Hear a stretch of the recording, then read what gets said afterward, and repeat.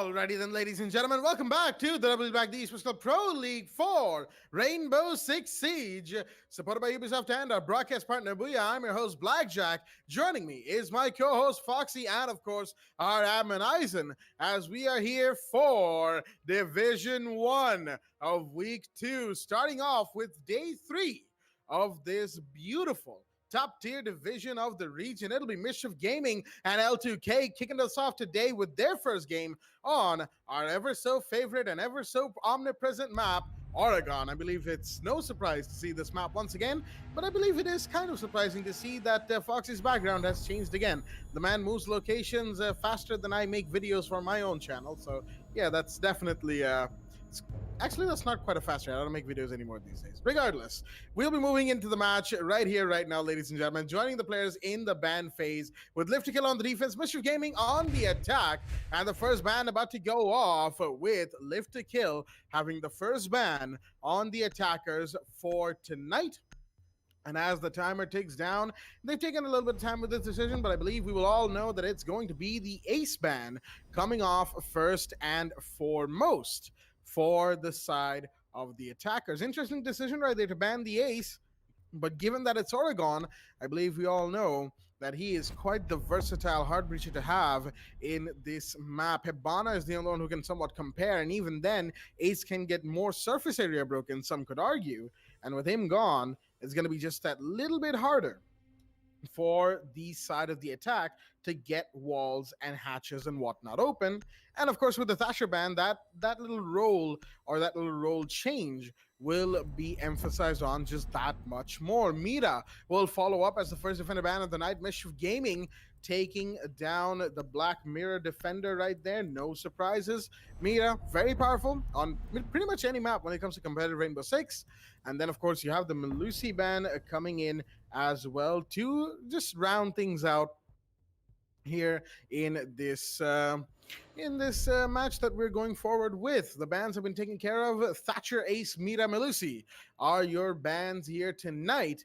And with that, round one will be underway on second floor Kids Drums and Dormlane Hall. But before it is, let us have a look at both of the rosters that are here in the lobby for us today. From the side of Mischief, we've got Z Panda, Psycho, Vortex, Round, and Roxanne. And from the side of L2K, we've got JV, Blank, Killswitch, Mellow, and Nos. Second floor Kids Drums, as said, is going to be the site of choice, as I've kept the man from the mic long enough. Foxy, how do you do on this fine evening? How are you settling into that new location you seem to have traveled to? And most importantly, what do you think about this match that we've got on hand?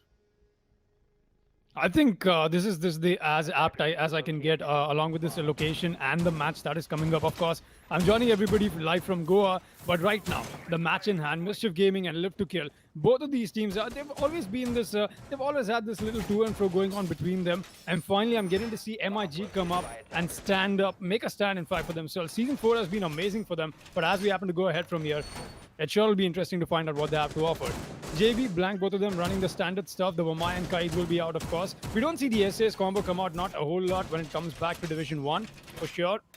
And I don't really blame them. And quite interestingly, that a little addition to L2K's roster, Killswitch, is here. Looks like somebody else had to swap out at the last moment, but we're here getting to see the Goyo back into effect. So Oregon, we've seen this map for quite a bit. Let's be honest here. We know exactly what goes down when it comes down to Oregon and defense strategies. But right now, I think my eyes will be on what Mischief Gaming likes to bring out. And most definitely is nothing new out here that I really happen to love the way Vortex happens to bring out his plays. And he's playing the Ash right now. So on the entry fragging role, I'll be very interested to see what he really happens to offer. Z Panda back in the initial drone work, but I'm sensing some aggression from the defense. Vortex just might lose it. Who's that? I think that is Nos who's coming in towards that little doorway or that window. I believe that is, of course. Yeah, that is Nos. Look at that. The Jaeger awfully close to this window. He might as well be able to get a frag, but I think he'll just fall back and not re-engage on this fight again. Mellow, still looking to play this very mellow, in fact, quite true to his name as well. But like I said, look at that. The action starts. JV will be the first one to pick off, and quite that is a little bit of a bummer for me. That was, in fact, Vortex who got taken down. So a 4 versus 5 back into effect, and we have not even hit the 2-minute mark, or we are just hitting it right now. Making the way from the side of the attic, and with the ace ban, I think that was a good ban coming in from their side. But wait a minute, there's another fight going on. Z Panda on the flank. He's going to spot somebody, but that somebody has fallen back, and that is, of course, Mellow. So quite interesting and honestly just quite daring to take a fight on that range with the Vector.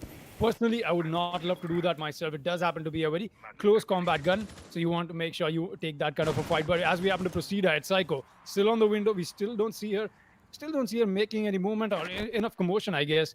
But as we happen to near the 1 minute 30-second mark, I think things are getting really intense. And we'll be seeing the breaches happen. We'll be seeing the plant go down. Mischief Gaming already poised and ready to make sure they get this plant down on the big window. And I think that's exactly what's going to happen. Let's see what the 60 seconds count down to. Not a whole lot of time remaining for Mischief Gaming, mind you. They have just about a minute on hand, but they have to drop a body or two before they can make this execute go through. Blank will take a bit of damage right there. Z Panda's Claymore will find Nos. The run out will be, just completely shut down via that Claymore. Nice and quickly. Now, 45 seconds, but the issue is that Blank is still playing by that Dorm's bed. That's the main issue that they're finding right now. Mischief Gaming, that's the reason they can't get in, but a grenade will find Kill Switch in the meanwhile. That's your mute taken care of. Raksan doing some good work.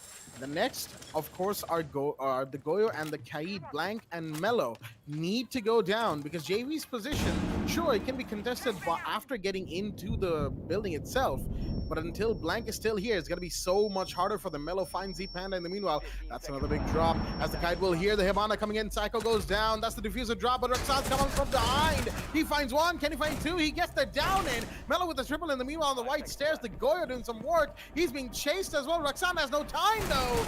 Will he find him? Almost, but no, so close. The barbed wire came in clutch, you have to say. Nothing else could have saved the Goyo if not for that little momentum slowdown that happened for the Maverick. He could have had that round entirely for his team. Raksan, oh man, that push in was definitely very deadly, something I don't think that the side of L2K were expecting, as we will see in the instant replay. But even then, the first round goes to them. Mellow taking his triple kill while Raksan took his own. So really, that round, up until that very end, it was very, very difficult to call. And Mellow made the right choice, all things considered. He not only led Raksan to the barbed wire, which slowed him down and didn't allow him to take the kill, but most importantly, he fled down below, knowing that the diffuser had been dropped. He didn't need to try and emphasize on the kill. All he needed to do was survive.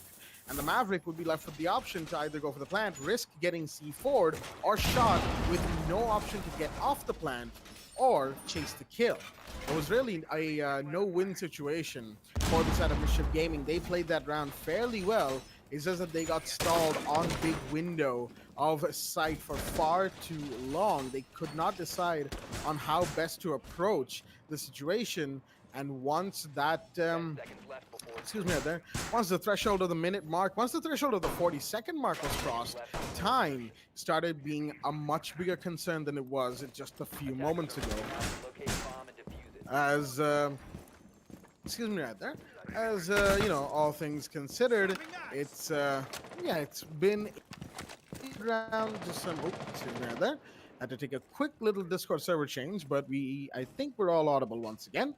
So, all in all, Mischief Gaming, they played that round fairly well, just got a little bit stuck for a little bit too long, and now live to kill with the first round in their belts. We'll be going to basement, and Nos is going to start things off very, very strongly by finding Vortex again. Man, Vortex hasn't really had a good time in terms of entry. Keeps getting taken out in unfortunate situations, and Z Panda will come in, but will not get the refrag. That's good reaction right there from Nos, and as is to be expected, he finds the headshot and will fall back down the white stairs nice and quickly. Blank had to be so careful right there. Round could have found him. He's actually going to go for a barbed wire placement. Ooh boy, L2K playing very, very close to the knife's edge right now. They are surviving, and that's what really matters as we hit the minute 50 mark. That's exactly what's happening right now. 2 double kills, in fact, from the side of the defense. Nos already starting up with quite the aggression. I'm really loving that, at least from the side of Live to Kill. They always stand true to their name. I'm going to go ahead from here. I'm sure we'll begin to see that little fight back mode from the side of Mischief Gaming. But I think retaliation is the last thing they need right now. They really need the composure back. Vortex and Z Panda. Vortex being lost was already a big blow. Zponda not being able to get the refrag. That is where I think that is exactly where Mischief Gaming needed to get themselves back into the game a little bit, and that's exactly what I think is happening. Nos still looking at this breach that has just been made, but another fight is going on elsewhere, and that is of course kill switch onto the main stairs. They still have the push-up coming in from Freezer as well, and that's confusing kill switch quite a bit. I can see that on screen, but somebody else has gone down. That is Nos. He's done the work that he's supposed to be doing. And I think that will be enough, or will it not be? Round gets another one. That's JV off the board. And here's one more round. Is really popping off. Or was that the Maverick? That is, of course, Mello. Is still being able to drop these kills. We'll be looking at a 3 versus 2. Totally possible for the side of the attack to make some amends to this. But no, Blank gets another one. That's another drop that MIG did not need. And it's all down to Psycho, the solo Hibana, inside the side of the freezer. She gets a frag. Will be able to get a double. This might just be the clutch, people. The double kill is on. The bearing 9 in hand. Is she going to make this push? She won't be able to win it. Nos is here. That triple kill from the Jaeger is pretty much what got them the round. And that is exactly what we're getting to see here. Beautifully well played from Nos. Just amazing. L2K keep themselves up in the fight. And more than just keeping themselves up, they're alive and kicking. They're looking to make more of these round advantages happen. And that's what you'd expect out of them as well. No wonder they are able to put up the 2-0 score line already in the beginning. On a different side note, though, I see the side of L2K switching to kitchen and dining hall. That's going to be an interesting take to see what Mischief Gaming will be able to do, because coming back to what Mischief Gaming has been performing, at least on Oregon, we've seen them come out with rusty rounds, and these are only the 2 rounds that have gone by so far. I'm not sure why I'm stumbling upon my words, but coming back, we happen to see the side of L2K not being, the side of MIG not being able to take maximum advantage of the situation. That is, of course, because your entry fraggers, they're getting lost too quickly into the dust, just like that. We happen to see Vortex not being fully awoken yet, and I think that is something with him in his trend set as to how he happens to play this. Whenever I've seen Vortex go down early in the few rounds, he tends to get a little too aggressive in the later rounds, gets a whole new fire inside him, and somehow happens to pop off. What's really concerning me is we might just not get to see that Vortex today. Just from the start of it, he's been getting taken off back to back. And just as we happen to coin a new term, I guess, which is definitely not a term, people, but he's being the entry deather for quite a few rounds now and doing exactly opposite of what he's not supposed to be doing. So, as we happen to go ahead from here, with jokes and lame words apart, we'll be seeing Mello make his way back to the meeting. And quite interestingly, so Live to Kill is throwing in so many patterns for me to read on. Let's be honest here. I'm really not able to judge the strategy that they're playing on. And I think that's exactly what it is. They don't have a strategy. They're just working this around what they want to be playing with, and they're doing it really well. That's what you expect out of a good team. This kind of execute is what you need. Right now, I'm expecting that from Mischief Gaming as well. We'll have the action phase underway as we happen to see Blank already doing quite a bit of reconstruction. Of course, you need that. The rotations will come into play when needed. As you happen to go ahead, air jabs being put into place from the Nomad. This is going really great until a certain point for MIG. This has come out to be the trend for them as well, but they've got to be careful. 2 rounds already in the back pocket for the defensive team. You don't want them to take the entirety of the advantage. And of course, this is Division 1. I do not need to reiterate the stakes that are over here. So much money, so much dignity out here on the line for everybody wanting to get a piece of that cake in the top 3 of Division 1. Most definitely will be something I would have done myself, but right now, I think my eyes will be on Mischief Gaming and Live to Kill. Drone works coming in from the side of attackers, but they're being dropped quickly as well. Zponda will be the one to go down this time around. Kill switch is the one who will be gladly taking that kill. As we happen to move closer to the 1 minute 30-second mark, let's see what the rest of the round happens to show us. We've got an approach coming in from Psycho right now, but has to be so careful for the cross angle being held. Nos, oh boy, tried to go for a big free fire, got taken down instead. Some damage is done in retaliation to Psycho, but she is for the time being just fine and dandy approaching Kill Switch's location, but he has to be also careful from that attic area. New holes are being made by the Maverick with Vortex in tow, but no, he will actually peek that and find Roxanne. Oh dear me, he's doing a lot of work right now. And next up on the chopping block is Psycho. From the looks of it, shots fired, Vortex takes a bit of damage, but no, the down is in and the kill is in as well. A good kill and a much needed refrag finally taken. With that being said, second floor control will be established, but they have to be very careful of these vertical lines of sight that have been made by the Live to Kill defenders from down below. Shotguns and whatnot have been used on that ceiling. as Vortex will open up some of his own, just checking, a bit of face checking right there, making sure that nobody gets the bright idea to peek any of these angles and whatnot. JV has to be really careful inside that control room area right there, because that is going to be a hot point of contention, and he's actually going to drop down away from all the action as some breaches are coming in on that meeting wall. Psycho's already going to push in through the smoke and everything. Blank, he hears the pre-fires, but no, Psycho's going to be down instead. The smoke working on it, and Blank gets a double from that. Well then, good shot as he looks to find the triple, and he will. Comes out with 3 back-to-back, and that is going to be the 3rd round of a triple kill, interestingly enough, for the side of Lift to Kill. Whoa, boy. Yeah, not a great first 3 rounds from the side of Mischief Gaming, that is for sure. Early round advantage, sure, they're able to take the reflex. They've got the catch-up game from them onto Lift to Kill is strong up until the mid-round, where they start to try to change things around, or they opt for a different push than the one that they were going for, or maybe they just think, or even if they're going with the plan that they already had in place, something or the other seems to happen. I don't know, maybe they get stalled too long, or maybe they want to, pressure L2K and ended up falling directly into their lines of sight. Something or the other goes wrong, and then they get found, and then they get taken down. That's what's happened for these last 3 rounds for the most part. Other than that, Mischief have been playing it about as well as they can, I'd say.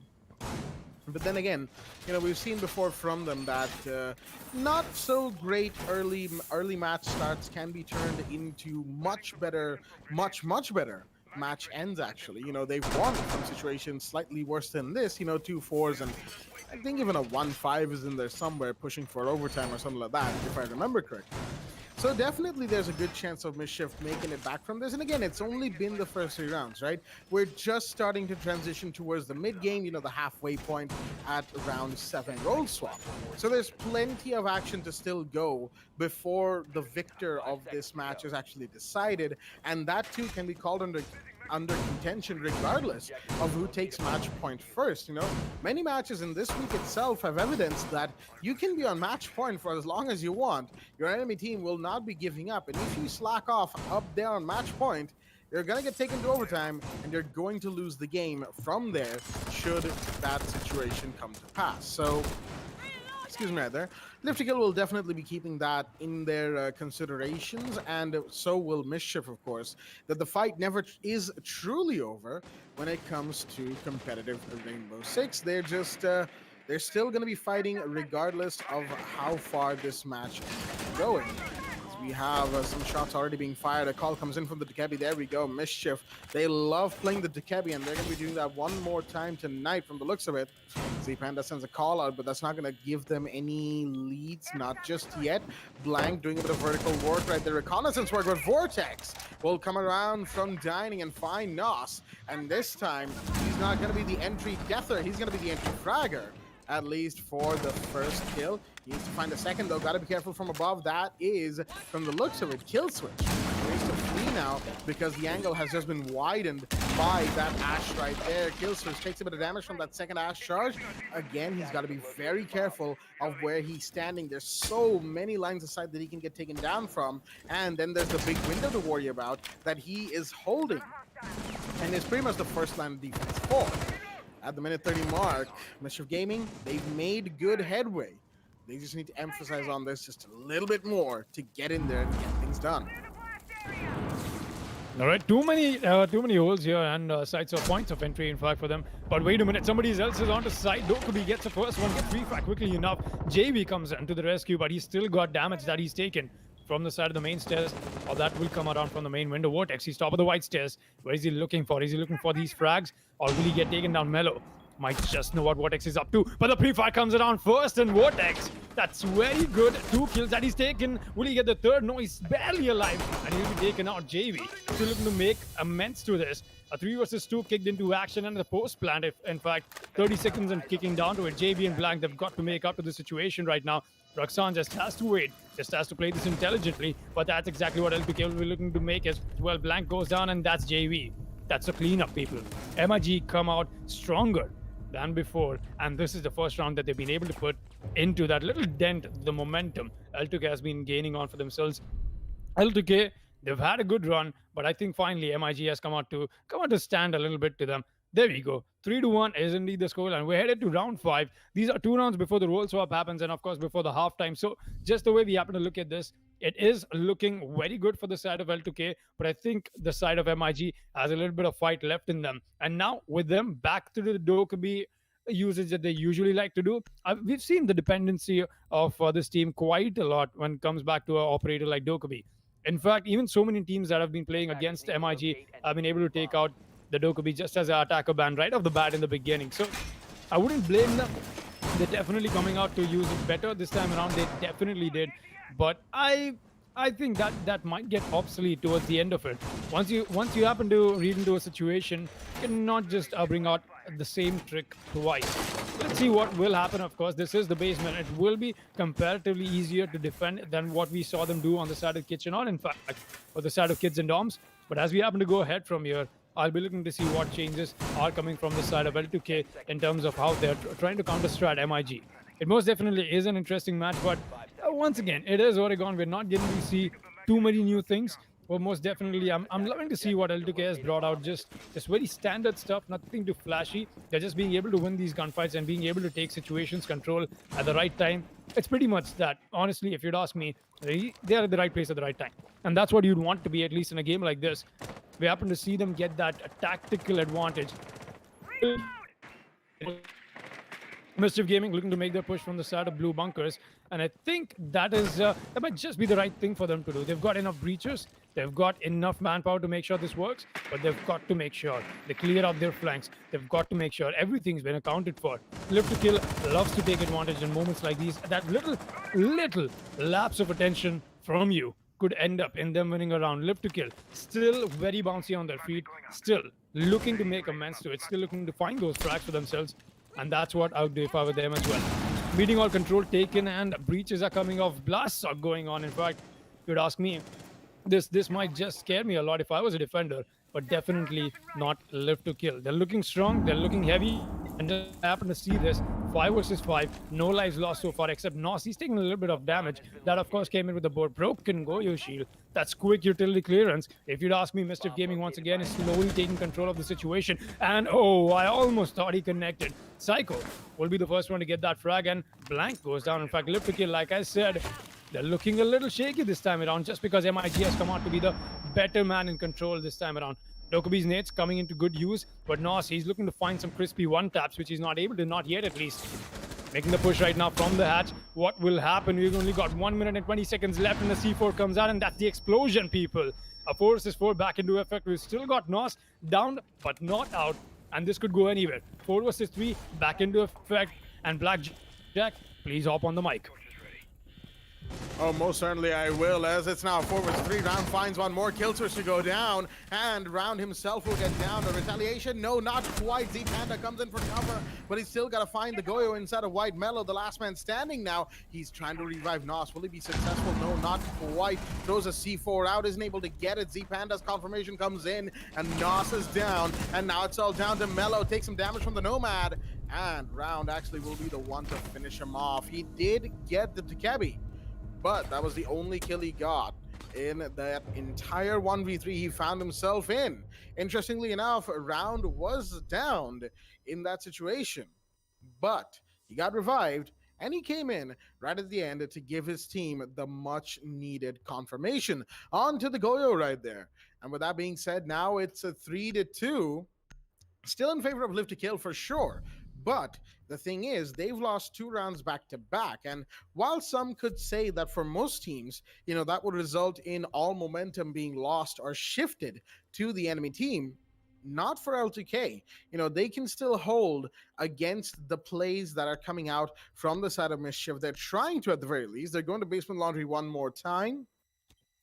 Excuse me, out there, with the Kaid in place, switching out from the Bandit, making sure that they still have that C4. But of course, electrical interference is the primary reason for bringing in the Kaid. You want those hatches to stay shut as long as possible. And sure, the Maverick can be brought into play, but that is still a much longer and a far more arduous breach that the attackers need to take care of with the Thatcher no longer in play, right? You can't have Hibana or Thermite or Ace, even though Ace is banned.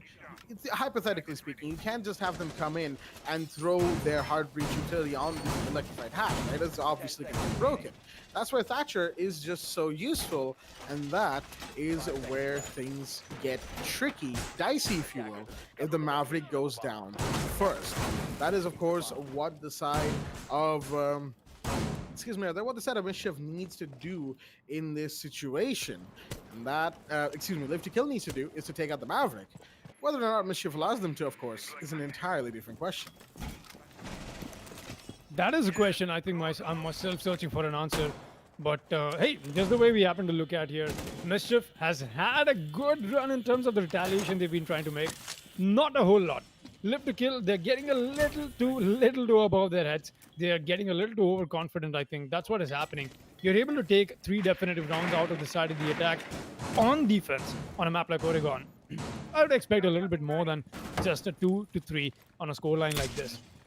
Air jabs being put into place once again, and quite interestingly so. I see Mischief Gaming having such a good following up with their attacking rounds like these. We happen to go ahead from here. I wouldn't be surprised if the round does not come up with some of those 200 IQ Nomad. Simple stuff is always better. Trying to keep things simple is what you'd happen to look for. As we happen to go ahead from here, we're seeing some explosions happen, and we're seeing the attackers make their way closer to side. It's getting heated, people, and the fights can happen at any moment now. But we'll be counting down to that in just a bit. And the first one comes around. That'll be Psycho to pick one up. And that's just Kill Switch taken off the board. 5 versus 4 back into effect, looking to tick down to that 60-second timer. But so is the defense. They're so bouncy on their feet. They're looking to see if the Goyo shields are coming off or not, and which they will. For my Chargers just happening to help the side of the defense so much right now, able to eat so much more utility. And there you go, the Hibana breach will come in onto the solo wall as well. Quite interestingly, so opening that angle might not be the best of things to be doing, but now you've got somebody on the side of the backstairs, and this could go anywhere. A quick headshot from Z-Panda is making his way inside. We've got 1 minute left. He cannot survive the second fight. The refact comes right back in, and look at that shotgun on the long range. And Blackjack, please take the mic. I'll take the mic, just like the round takes Nos' head right there. Vortex finds JV as well, and there goes the smoke. Can anything stop Vortex once he gets going in the late round? I don't think so, ladies and gents. Using that angle opened by the Hibana right there, making sure that everything went correctly for his team. Nobody could stop the plan. Nobody could throw a wrench in that little machine that was the Mischief Gaming attack. A very good round, very, very good round from the side of MIG compared to where they were on that very same site about four-ish rounds ago, all things considered. I have to say, though, Mischief, they may have done good on the attack, reading into what LTK was doing and equalizing going into round 7 roll swap, but now comes the real I'd say the real match begins from here, if you will, because roll swap means L2K are on the attack. They have, effectively speaking, lost all momentum, even for L2K.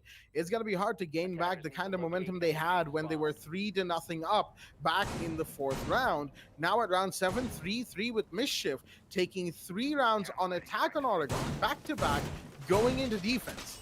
That is a lot of factors that are in their hands right now. A lot of cards that they can play with. Not to mention the morale boost that comes with, of course, winning these rounds the way that they have. You know, it hasn't necessarily been a huge struggle. Sure, the end of the round is still a little bit more on the messy side. It's still, you know, a little bit, it can be optimized just a little bit more. But they're getting the job done. That's what really matters here. And not only are they getting it done, they're getting it done nice and quickly, not allowing Live to Kill to settle. L2K, right, they were trying to settle on the defense. They weren't being allowed to. And Mischief did it very well to make sure that the mid-round did not, you know, end in nothing being taken from them. That was also a huge shift that we saw from their attack.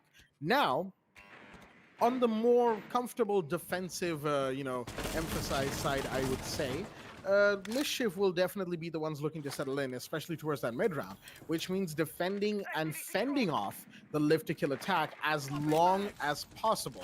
That's where your roamers and lurkers come in. That's where that blue bunker, elbow defense behind the shield, and if anybody's holding boiler room door comes in as well. You have the visual out on the roam, of course, Vortex. You have Psycho from the looks of it as well. Up on first floor, Z Panda on Addict watching through the hatch as the prone peak will come in from blank. He's trying to get rid of the shield. He will be able to, but he's going to get taken down. But that's Nos with a team kill. Oh, no. Not good at the 2-minute mark, and the first one to drop will not help with JV now taken down as well. So with JV taken down, it's going to boil down to some really weird stuff. Look at that kill switch. We'll make sure he takes on Z Panda back at it again. A 3-3 scoreline. They're looking to make changes to this, and I'm looking at the desperation right now. Everybody's fingers on the triggers right now. Nobody's wanting to back off from a fight. Look at the Witcher. Vortex still actively looking for this fight that he wants to be taking and engaging upon. He's just going to fall back Psycho. Trying to get land that. That is a real question, of course. Like I said, still in a 4 versus 3, and it is looking like a very good round for the side of the defense, at least in terms of how you expect them to be going. A good first half for the side of Mischief Gaming, definitely. But will they be able to make it up for the second half or not? Suddenly, we've come to a standstill into this match. No, never mind. Psycho does finally get that frag, though. And that will be on a kill switch. We're still looking for more. Psycho knows exactly where that attacker is coming up from. She'll get a few shots on him. And that is, of course, Mellow. But as we happen to look at it, on the contrary, he's lost a lot of HP as well. Vortex re-engages on it. And just look at that teamwork coming in from Psycho and Vortex. Beautiful partnership, but Nos is not stopping. He's gotten a double, pistol in hand, 40 seconds left to work with. Can he make this 1 versus 2 clutch happen with very low HP left on him? Making his way closer to site. Everybody knows exactly where his position is, but I think he knows where the defenders are as well. At least he knows where Vortex is, maybe. Looking to make amends to this, but no, Vortex does the job, people. Vortex has to come live, and like I said, I think I've read into how Vortex happens to play quite a bit now. I mean, I wouldn't say that I don't know. Most definitely, I know exactly how he plays, and it's come out to that.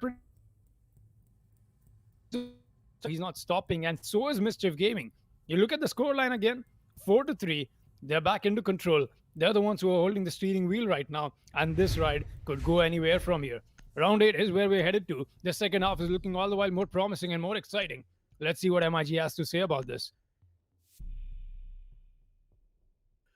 With Mischief Gaming currently in the 4-3 lead, they have not only taken the lead, but they have truly, stamped their authority on this match. Just like Foxy said, they are in the driver's seat belt buckled, and very much looking to speedrun this match the way that they're going.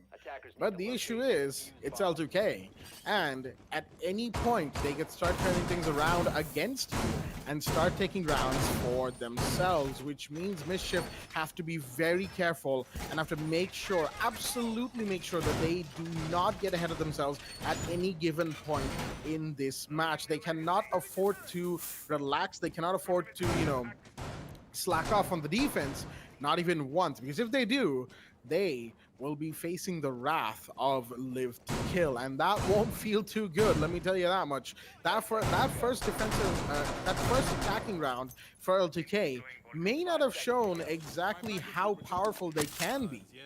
And even then, it was a 1v2 that could have come out for, excuse me right there for that pause, for the side of L2K again. There was definitely some precedent right there. Potential 1v4s, they're not ones to shy away from that, but more importantly, they're not ones to shy away from a challenge, from a gunfight, from any emphasis that they need to make. They will change out their push. They will change out the push that they're going for, the direction, maybe even the angle, maybe even the operators going for it as the rounds move forward. But for the time being, what we will be really looking forward to is how Mischief Gaming reacts to those changes from the side of Live to Kill. Round 8, now in action phase. Ooh, the anticipation is real.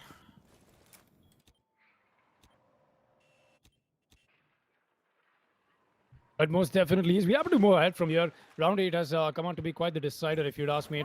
It'll judge exactly where this match happens to go ahead from here. Let's see where that is, of course.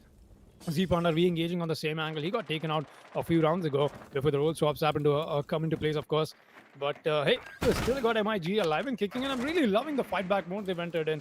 I really love that when the teams come out with this amazing comeback. And oh no, Mellow, he's made it Foxy? himself. Yes. We're we're talking about amazing fightbacks. I think Melo took that a little too seriously.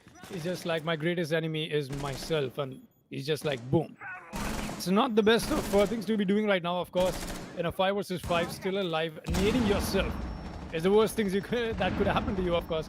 But hey, apart from comical stuff that is going on at the game, I think what is really happening is that Mischief Gaming is able to put down enough time and pressure on the side of Live to Kill, because they're being very quick with what they want to be doing. Awfully close to sight, and we've only hit the 60-second mark that we'll be closing in onto. Vortex, oh, he's come out to a flank, and this might just be the flank that they need.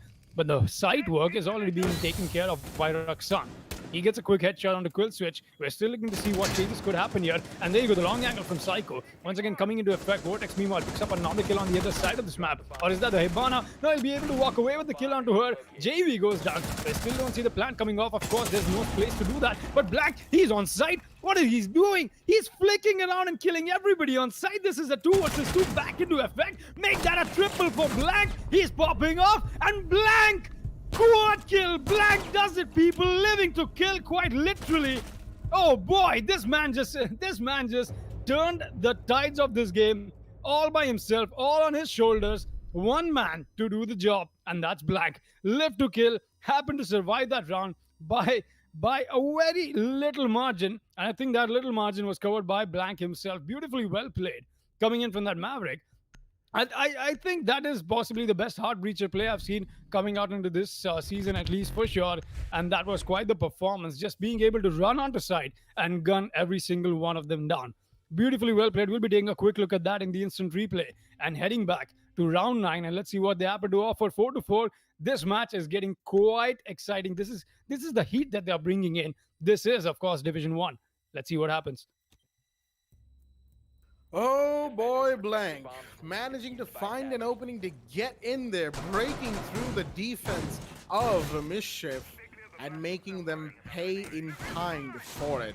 Oh dear me, Mischief. After all of that, some great defensive plays coming out from them. Their main problem was that they left that main entry from Trophy little too unattended for just a little too long. He goes in, gets 4 back-to-back kills with some beautiful pre-fires, I must say.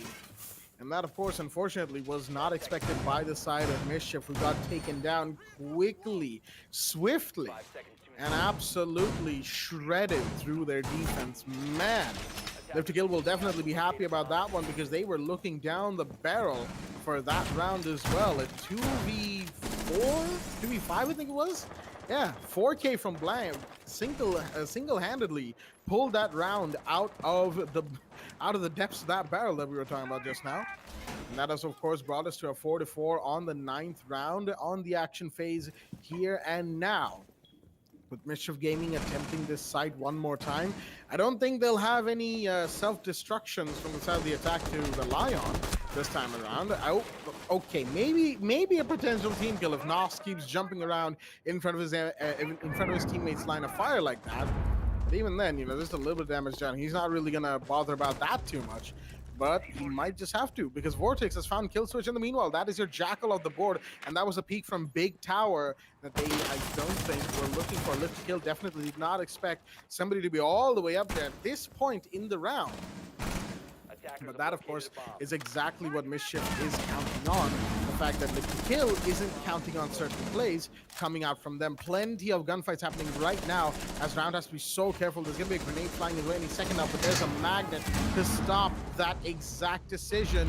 As Nos finds one more, Z-Panda goes down. Grenades coming in, but will not find any defender.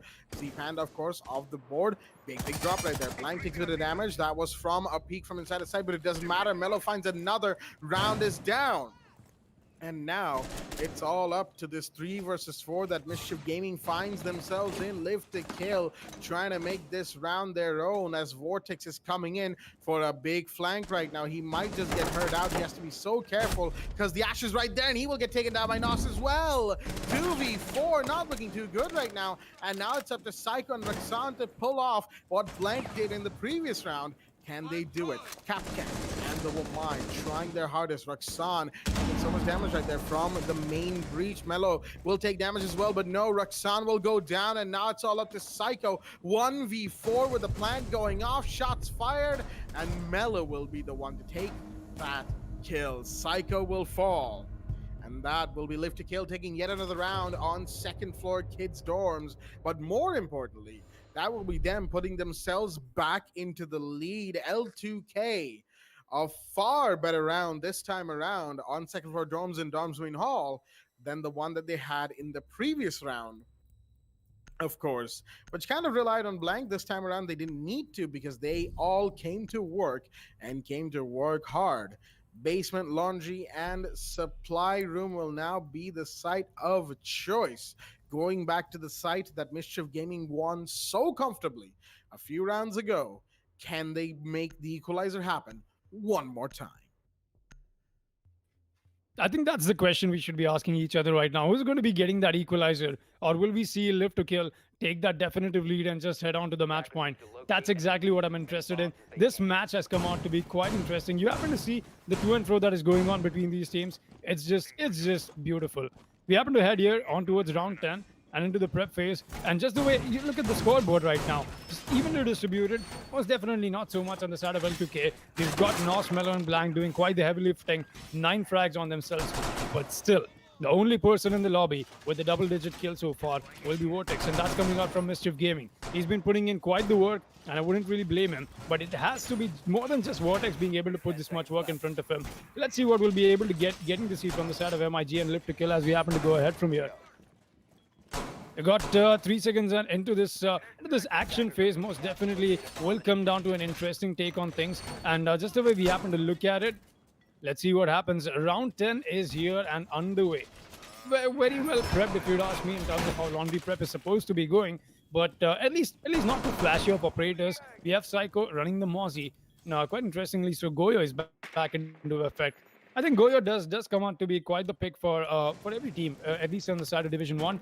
And just the way we happen to look at it, it might just be useful.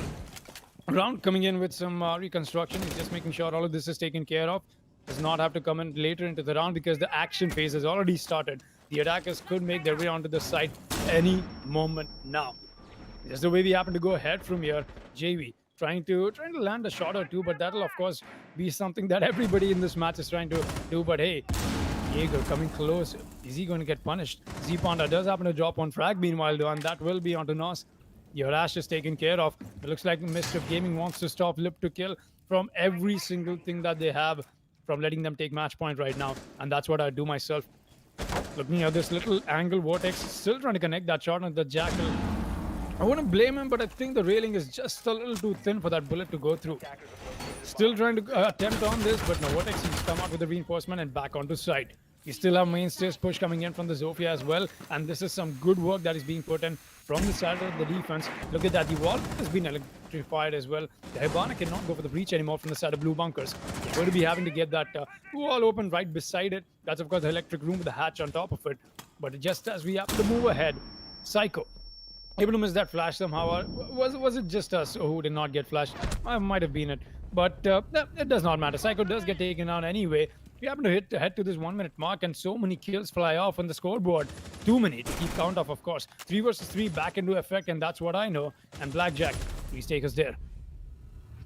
Round in the meanwhile is going to go down, unfortunately. Not watching the mainstairs area. Roxanne takes a bit of a refrag. He goes out. Z-Panda, that is the Goyo inside of Freezer to take the Sophia. Refrag taken.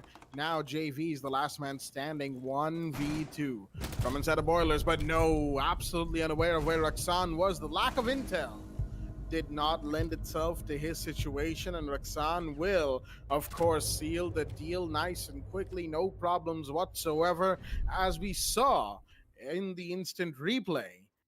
One more basement laundry round goes the way of Team L2K. Excuse me, the Mischief Gaming. I accidentally said the wrong team name right there, but regardless, Mischief taking a much needed round, equalizing once again, and this time there's a bit of a change in the side that we're about to see. It's going to be first floor meeting and kitchen, ladies and gentlemen. An interesting sight to say the least. considering that the last time we came to first floor was back on the third round when it was L2K on dining and kitchen, and that of course was during that little period of time where Mischief were really sort of all over the place, a little bit out of it, trying to reconstitute their push into a different area. They kept getting taken down towards the mid round, couldn't really refrag in time to keep up with the pace of the game.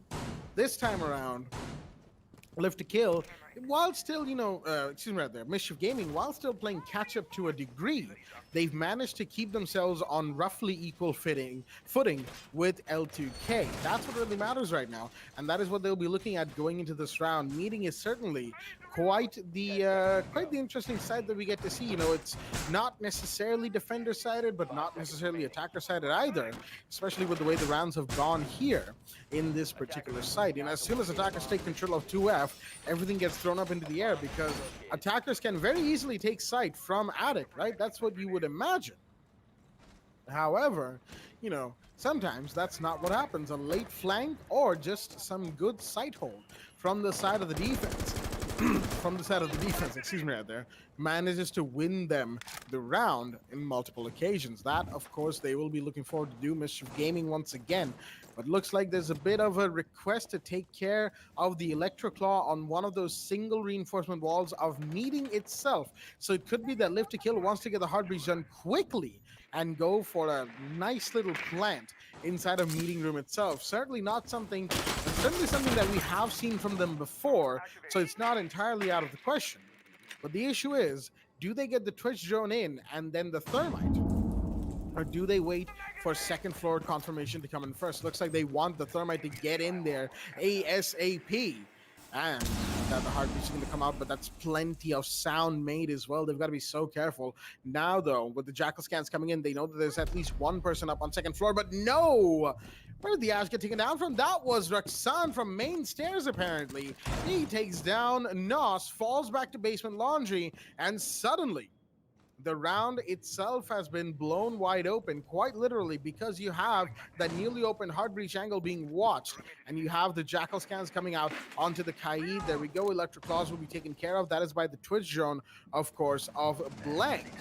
But the question is, even with that done and dusted, can they get into sight soon enough? Do they know that there's somebody up on meeting? They do, but Psycho, of course, is doing some work to delay the Twitch, and with the deployable shield here, has plenty of cover for herself, but Blast going off. JV, he's sticking it right now. Gas grenade goes in, and he's going to be forced off the plant. He can't stick it there as Kill Switch goes down to Vortex. In the meanwhile, the Kite's coming around, will be found by JV. No issues whatsoever. He knows that there's somebody on laundry stairs as well. 50 seconds, and the action's quite literally about to come in. Psycho has dropped in through meeting hatch, dodges all the flashbang, wants to go for a kill, misses unfortunately, and Blank will live to fight for another moment in this round. Psycho is playing two angles at the same time, mind you, that stage entry door, and of course the heart breach from the thermite.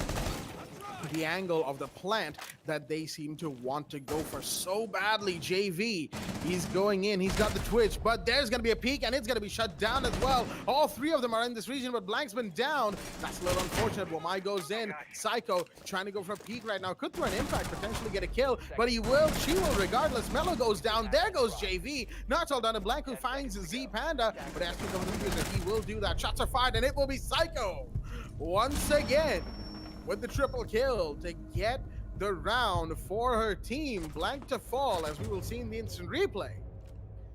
And that will be Mischief Gaming taking another round for themselves. Meeting Kitchen goes their way, and that is going to put them on match point, ladies and gentlemen. Back on the lead, and it couldn't have been at a better time. 6-5 is the scoreline.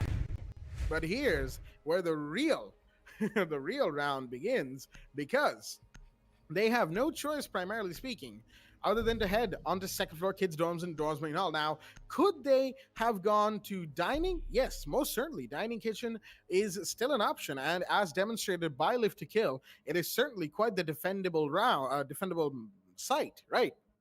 But the real issue is Mischief don't really like that one, right? So that leaves them no other option but to go for dorms. And why is dorms such a point of contention right now? Because the last two times Mischief came to dorms, Live to Kill took the round. Once, thanks to Blank absolutely pulverizing the defense single-handedly, and the next time around, the defense themselves just getting taken out. Live to Kill's attack.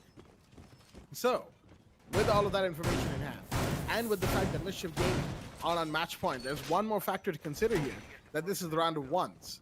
That means if Live to Kill wins this round, we're going to round 13 overtime. And oh boy, let me tell you already, we are all ready to rumble, but of course that won't stop me from, shouting my lungs dry. On the other side, Mischief Gaming, should they win this round, will signal the end of this match, and what a match it has been, that is for sure. But unfortunately, Blank is going to disconnect. And arguably the worst time, because action phase just started. So, yeah, not too good for the side of Live to Kill as round 12 gets underway. Round? I was going to say, he was having some trouble getting that hatch open, wasn't he? Regardless, round 12 is underway.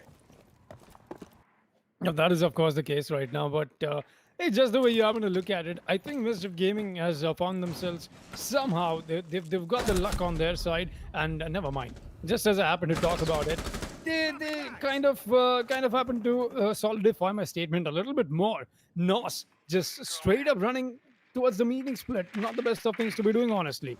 2 lives lost, at least in terms of what we happen to see from here. Of course, Blank did not lose his life. He's just disconnected from here.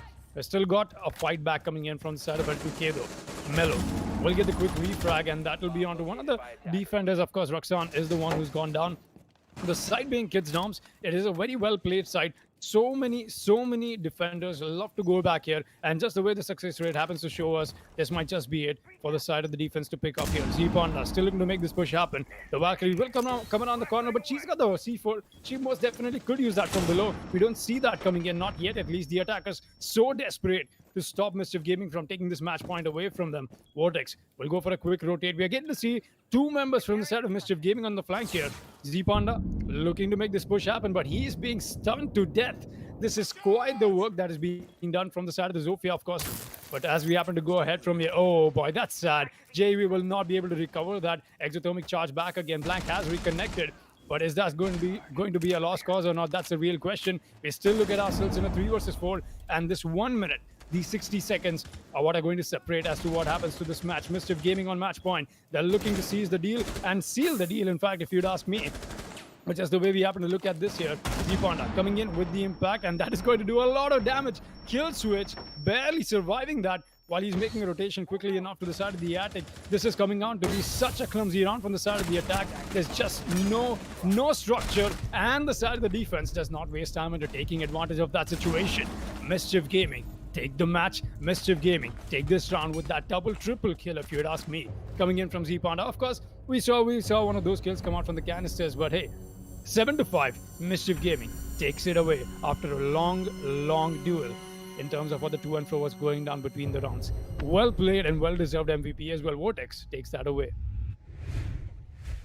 Oh boy, what a game that was indeed. Certainly not helped by the fact that Blank disconnected right as soon as the round went into action phase. But regardless, it was a good match by Mischief Gaming, going from 0-3 down all the way to 7-5 on the victory, equalizing, and more importantly, taking down the side of... taking down the side of... Whoa, what happened there? That was a little awkward. I think Discord just happened to blink quickly enough, but I think we're back. Yeah, we are back, Foxy. Thank you very much for Anyway, regardless, what I was saying, kind of threw me off balance there. But regardless, Mischief, they did well, I would say, going toe-to-toe against L2K, and this is something we saw from them in the previous season as well. Absolutely fighting on equal footing against some of the established giants of the region.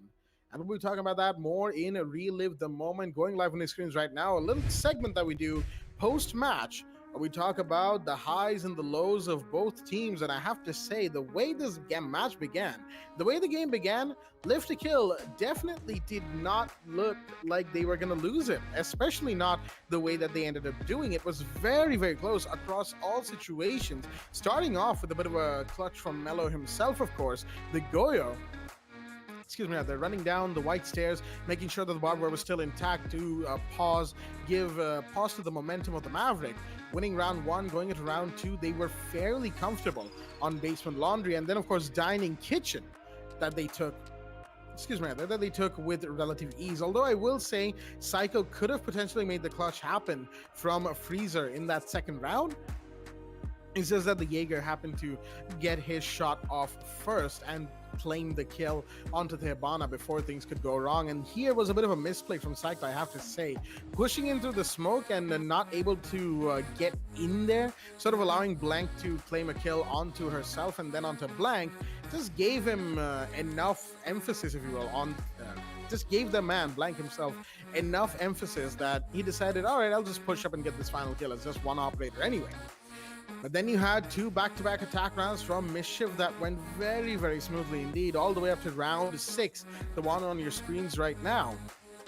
And this was the signaling of Mischief Gaming reading what Live to Kill was doing and deciding, you know what, we lose in the mid round, right? Let's just keep refragging, take the advantage, and not let Live to Kill take us down first. They did that for 3 rounds successfully, and they gave themselves the equalizer, the advantage going into round 7, and Basement Laundry was their site to win. And, you know, some would say it was their side to lose as well because it was a 1v4, even though the replay shows a 1v2. That was primarily because the Ash had something to say about that defense. But most important was this one, Blank, just pushing in from that main games room area, just comes in. And of course, he had Nos to take a kill from the other side of site. But most importantly, that 4K was what gave the side of L2K that round on Dorms. It gave them such a big morale boost. More importantly than that, they managed to win another round on Second for Dorms, only for Mischief to start coming back once again as soon as they went down to Basement Laundry Supply Room. This site was really pivotal for the side of Mischief Gaming. They've used this site on both times on their defense to stake a claim for match point and for the victory, the eventual victory of this match itself. Of course, you know, meeting could have gone very differently had Psycho been taken down, but she of course made her staked her claim for winning this round for her team. And oh boy, that was some good plays with the Momai, just sitting inside of that stage area, making sure that nothing at all could take her down. And then of course we had this round, unlucky disconnect from Blank, and then the rest of the puzzle pieces just sort of fell into place, if you will. And that of course definitely helped the side of Mischief make this match their own, as they were the ones to end up winning on Oregon 7-5 on the scoreline for themselves. Ladies and gentlemen, a very interesting first game indeed, but we're not done with this night's streams. Of course, we still have 2 more games to go, the second of which will be LYSE Valiants taking on Demon's Force, once again on the map of Oregon. We'll see you back here right after the short break. Stay tuned.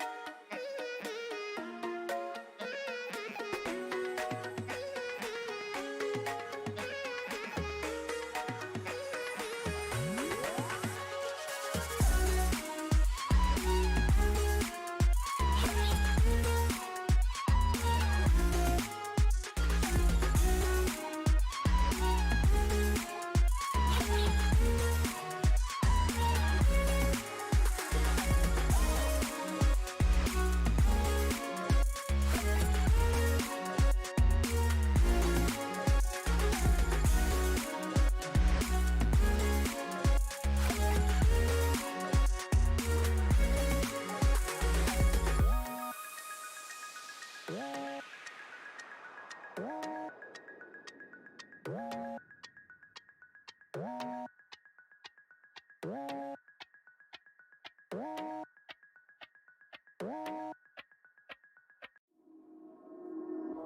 head for the sky, it's alright. Our wings wouldn't fly, it's alright. If we are crashing down again, pieces of love, it's alright. Scattered in mud, it's alright. You're giving me a lie again. And tell me what you want, this time I won't take it to the heart. Cause I know we won't make it out, I've heard it all before. Yeah, tell me what you want, let me hear that I'm the only one. You know that we won't make it out, we've heard it all before. It's alright. It's alright. It's alright. It's alright. It's alright, so let's move on. It's alright, so let's move on. It's alright, so let's move on. It's alright, so let's move on. It's alright, so let's move on. It's alright, so let's move on. It's alright, so let's move on. It's alright, so let's move on. We head for the sky, it's alright. Our wings wouldn't fly, it's alright. If we are crashing down again, pieces of love, it's alright. Scattered in mud, it's alright. You're giving me a lie again. And tell me what you want, this time I won't take it to the heart. Cause I know we won't make it out, I've heard it all before. Yeah, tell me what you want, let me hear that I'm the only one. You know that we won't make it out, we've heard it all before.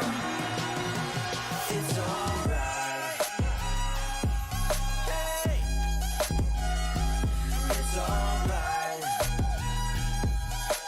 Hey. It's alright. It's alright. It's alright, so let's move on. It's alright, so let's move on. It's alright, so let's move on. It's alright, so let's move on. It's alright, so let's move on. It's alright, so let's move on. It's alright, so let's move on. It's alright, so let's move on. Alright, so let's move on.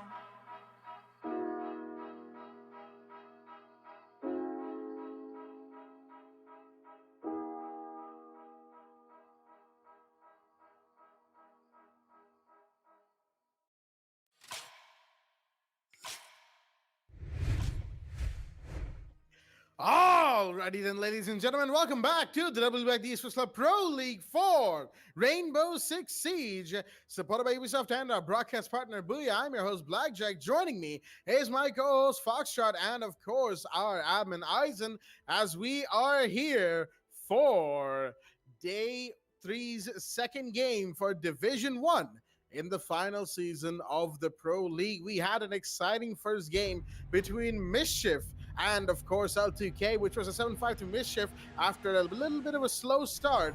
And now we're going to be following that up back on the map of Oregon with Demas Force taking on LYSC Valiants. It is bound to be a fantastic game indeed, and we'll be joining our players in a little bit. We were supposed to join them now, actually, in the middle of the ban phase, but then Sakashima Go just happened to disconnect as soon as the ban phase got started.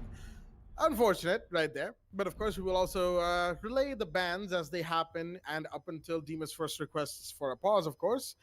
You know, it is what it is. Sometimes internets can be a little sketchy, if you know what I mean. Regardless, ladies and gentlemen, Blackbeard and Nomad have been banned so far. Blackbeard by Valiance, no surprises right there. It is Demon's Force they're going up against. You do not want to give them the Blackbeard. And then, of course, Nomad has been banned by the side of Demon's Force. Speaking of which, looks like Tsukishima Goat is back as well. So we will be going live with the match right here, right now in the ban phase. Let us join the players on the map of Oregon with the Meta ban. Starting off the Defender bans for this map tonight. Interesting decision to ban the Meta right there. Of course, we all know exactly why. And then finally, of course, Demon's Force, the final ban of tonight. Excuse me, LYC Valiant, the final ban of the night. It is going to be the Goyo to finish off the ban phase. Blackbeard, Nomad, Meta, and Goyo are our bans today, ladies and gentlemen. Slightly different from the bans that we had in the previous match, of course. Especially when you look at the attacker bans from both sides. The last match, it was Ace and Thatcher. This time around, it's Blackbeard and Nomad. So quite different. Of course, speaking of that Blackbeard ban, I believe we all know one very particular reason why the Blackbeard ban comes out, and that is, of course, Sniper One Candy playing alongside his teammates Poseidon, Levi, Cobra, and Tsukishima Goat for the side of Demon's Force. And from the side of Valiance, of course, we've got Calculated, Killin, Flickshotter, Kingslayer, and Invalid. Second look, his terms endorsement hall will be the side of choice as round one is about to be underway. The Mozzie gets 6 picked in place of the Echo. Interesting decision right there. And with that, I've kept the man for the mic long enough. Foxy, take it away. Thank you for that beautiful introduction into the match, Blackjack. We're here witnessing round one already. Lies Valiance and Demon's Force into this matchup, and quite expected, I guess. I was looking to see Oregon come out quite a bit. I think that's what has been going on for quite a while now. Not a huge surprise, most definitely not. But what will be surprising is finally we're getting to see that targeted ban of the Blackbeard come out. I think it took quite a while for the teams to pick up on this. We've seen Demon's Force pan out and play out with other ops before, but Blackbeard does happen to add a different kind of firepower to them, and most definitely does, of course, with somebody like Sniper One Candy on your team. You definitely want a rifle shield for yourselves and a gun like that. We'll be underway. Excuse me there. We'll be underway with round one as we happen to see this Kingslayer. Awfully aggressive. That is, of course, the Melusi coming in to possibly take a fight here. I don't see him engaging on anything yet. He's just looking for drones. Most definitely so. He's just trying to get drones early into this action phase. Just as we happen to head on away from here and ahead from here, if you'd ask me. Poseidon, make sure he's getting the control onto the attic done, or rather, that is, of course, the armory. We'll be seeing the push come out a little bit more focused on towards the side of the bedroom and the armory, of course. I don't blame them. This is exactly what we expect out of an attacking phase of a standard round when it comes back to Oregon. We don't see any emphasis on the side of the attic, though, and that is a little unearthing for me, if you'd ask me. We need that kind of pressure, especially when moments can go south so quickly into this game. Trying to get the soft wall prepped and ready. I think the defenders, they're getting awfully close to this one. They might just be able to land a shot or two, but Clancy, he's already looking for a kill. The ash charge comes out, and with relative ease, actually. There's no ADS to stop that off. I think they did get burned out from the side of the attack, but here's the first try. Calculated. We'll make sure he gets one. Sniper One Candy. Does not matter if he does not have a rifle shield. He's still got a nade, and that will be enough. Killen will go down. Invalid is being taken down as well. This is coming out to be quite the aggression from the side of Demon's Force, which they are able to win really well. Calculated is the only one left remaining on that little area that he's got for himself, because Flickshotter drops as well. Levi will be the one to take that kill. A 4 versus 2, make that a 3 versus 2 back into effect. Kingslayer trying to make amends for his team, but the smoke is really blocking Calculated out of the sight. Sniper One Candy will make sure he's on the side, and the last one will not fall yet. Kingslayer does get a double. He could make this clutch happen. It's a 1 versus 2, and he's on the side. He's taking the control back. Will he be looking to make this round about happen? It won't be necessary. Poseidon gets that kill anyway. Demon's Force get the first round on board, and that was just beautifully well done. We happen to see them make their way onto site with minimal amounts of breaches and just well-played aggression. Honestly, if you'd ask me, they took the attic control and went for that push towards the end with the smokes as well. Very well done. Very well-played attacking round coming in from Demon's Force to start things off for us on the second match over here. Laundry room and supply room is going to be the site for the second round. Let's see where we're headed to. Quite the interesting decision right there from the side of Demus Force. This is more akin to the Demus Force we saw initially in the previous league when it all began, when they marked their spot in Division 1 as Union Gaming's chief rivals, or nemesis even, some would say. This is what we would see from Demus Force every single match. They would be aggressive, and that coordination that came with it was one that was very, very fierce. I'm sure that kind of aggression has been reduced quite a bit as of recent events and roster changes, but today is the roster that we're seeing from them that we saw from them all those days ago. Poseidon, of course, is he's a newer part of the roster as of relatively recent terms. Again, I can't really say he's new to Demus Force themselves because he used to be here before, then went to EG, and it's a whole bunch of stuff. All right, let's not get into the whole rosters whatnot because roster changes and the South Asian region go hand in hand like moths to a flame, right? So let's not get into that whole discussion. It'll be a whole history lesson at this point, and I think Fox is going to agree with me on that one. As right now, round 2 will be underway nice and quickly. And with the first round being taken by DF, the site change is definitely a good decision. Bringing in the Malusi, also a candid decision from the side of Valiance. Just those little things that they need to make sure of in case Demus Force decides to get aggressive once again. They just might, knowing DF, they just might decide that, you know what, it worked the last round.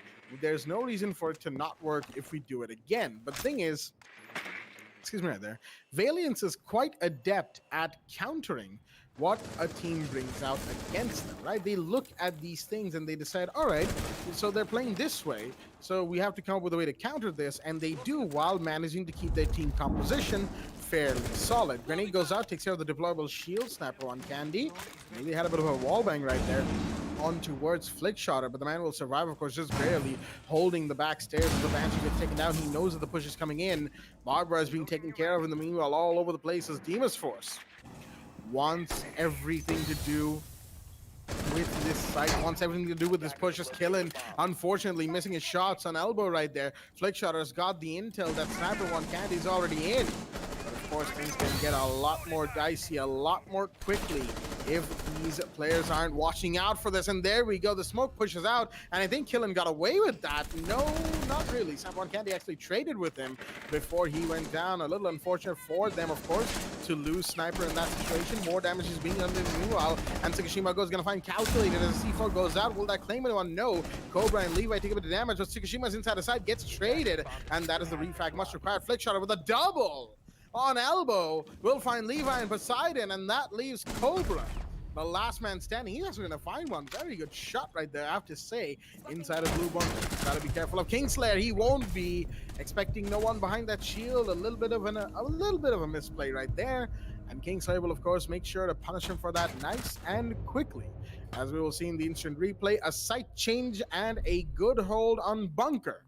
With 3 people defending that shield at any given point in time, or over the course of the round, gave the side of Valiance their first defensive win. 1-1 is the scoreline going into the third round, as Sacramento Kids Drums and Dormlin Hall will now be the side of choice. All right, let's be honest here. I'm not going to be mincing my words. What we saw Demus Force bring out was a very clumsy and just a very hasty attack round from them. Most definitely was an advantage for the side of the defense to take up. We did not see Blue Bunker control given away to the side of the attack. And even if it was too late. We saw the shield there for the entirety of the round, despite the side of the attack having so much more soft breach and projectiles that they could have used to take it down. But we still saw the shield hold up towards the end. Does happen to speak volumes of what we saw in that round, especially from the side of Lies Valiance. They played that to perfection. They made sure they get the advantage done right. Demus Force, I think they were a little quick to the trigger. They were a little quick with their decision making. And somewhere down the line, the accuracy about that, the meticulousness just went away. We'll be headed ahead from here. Round 3 is where we are headed to. And of course, just the way the last match happened to start off with a quick to and fro, that's what I'm getting to see from this match as well. Demus Force and Lies Valiance once again back at it again. In fact, 1-1 is the scoreline. We happen to step into the action phase right now. Killen's just busy dropping those Valkyrie cams outside. Of course, why wouldn't you? You need that kind of information, especially when you're playing against a team like Demus Force. And just as we happen to go ahead from here, It'll be very interesting to see what Demon's Force likes to bring out. So far, they've just brought out random aggression and it's been working out for them. And by that I mean this match. This match has come out to be quite the push from the side of Demon's Force, if you'd ask me. 2 rounds back to back. They've been a little quick with their decision making, and it's not been the best of ones. Let's see what happens ahead from here. Poseidon, a little bit of a drone throw gone wrong. He'll still be able to walk away with that, or was that the right drone throw? He's going to spot a Valkyrie camp for himself and just make sure he's in the safety of a possible run out as well. You don't want to get run out while you're on a camp. That is just so unfortunate for you to happen. Sniper 1 Candy is already up top. Alright, this is some control that I'm seeing Demon's Force taking quickly, but not being able to build and execute on it. Will this be the round that they'll be able to? Right now, we're getting to see Kingslayer just holding on onto side along with Calculated. They've exchanged the operator roles, of course. We'll be seeing them come out with similar positions, at least on the side. They're looking to make amends to this and just win kids' doms like that. And there you go, the shield's being taken care of right now. That is, of course, coming in from below, but that's more than enough done. Kingslayer is out here looking for kills. He will find 2. Will he find 3? No, he will be refragged right back in. But there's 2 kills for the side of the attack to gain from that as well. Back into effect, and 2 versus 3. Poseidon and Tsukushima Goat, the only ones left alive, and Tsukushima Goat likes to kick back, but not for long. There's a C4 into play, but Killen will not be able to get that. Invalid does drop Poseidon though, and now it's a 2 versus 1 back into effect. The Ash, the only one left remaining, more than enough time to make this clutch, and he'll give it a shot. He's gotten the triple, but now his position being given away. There's so many crossfires happening and so much to go through. Tsukushima Goat is the man you have to deal these cards with because he plays them amazingly well. Look at this amazing clutch coming in from the Ash. A 1 versus 2, not a problem, not for Senpai. Demon's Force will make it through this round, and barely, in fact. All by the back of that Ash. We'll be headed to round 4, of course, but with a 2-1 scoreline, I think Demon's Force is looking to get those kills and just all the while more blood hungry, more bloodlusted for this entirety of the match, and that's what I'm getting to see from them. Just kills after kills and after kills. 2-1 is the scoreline. Like I said, we're headed to round 4. Meeting Hall and Kitchen is going to be the site. Let's see what happens. Oh boy, talk about a clutch at the right moment. Tsukushima Goat took the final 2 kills in that 1v2.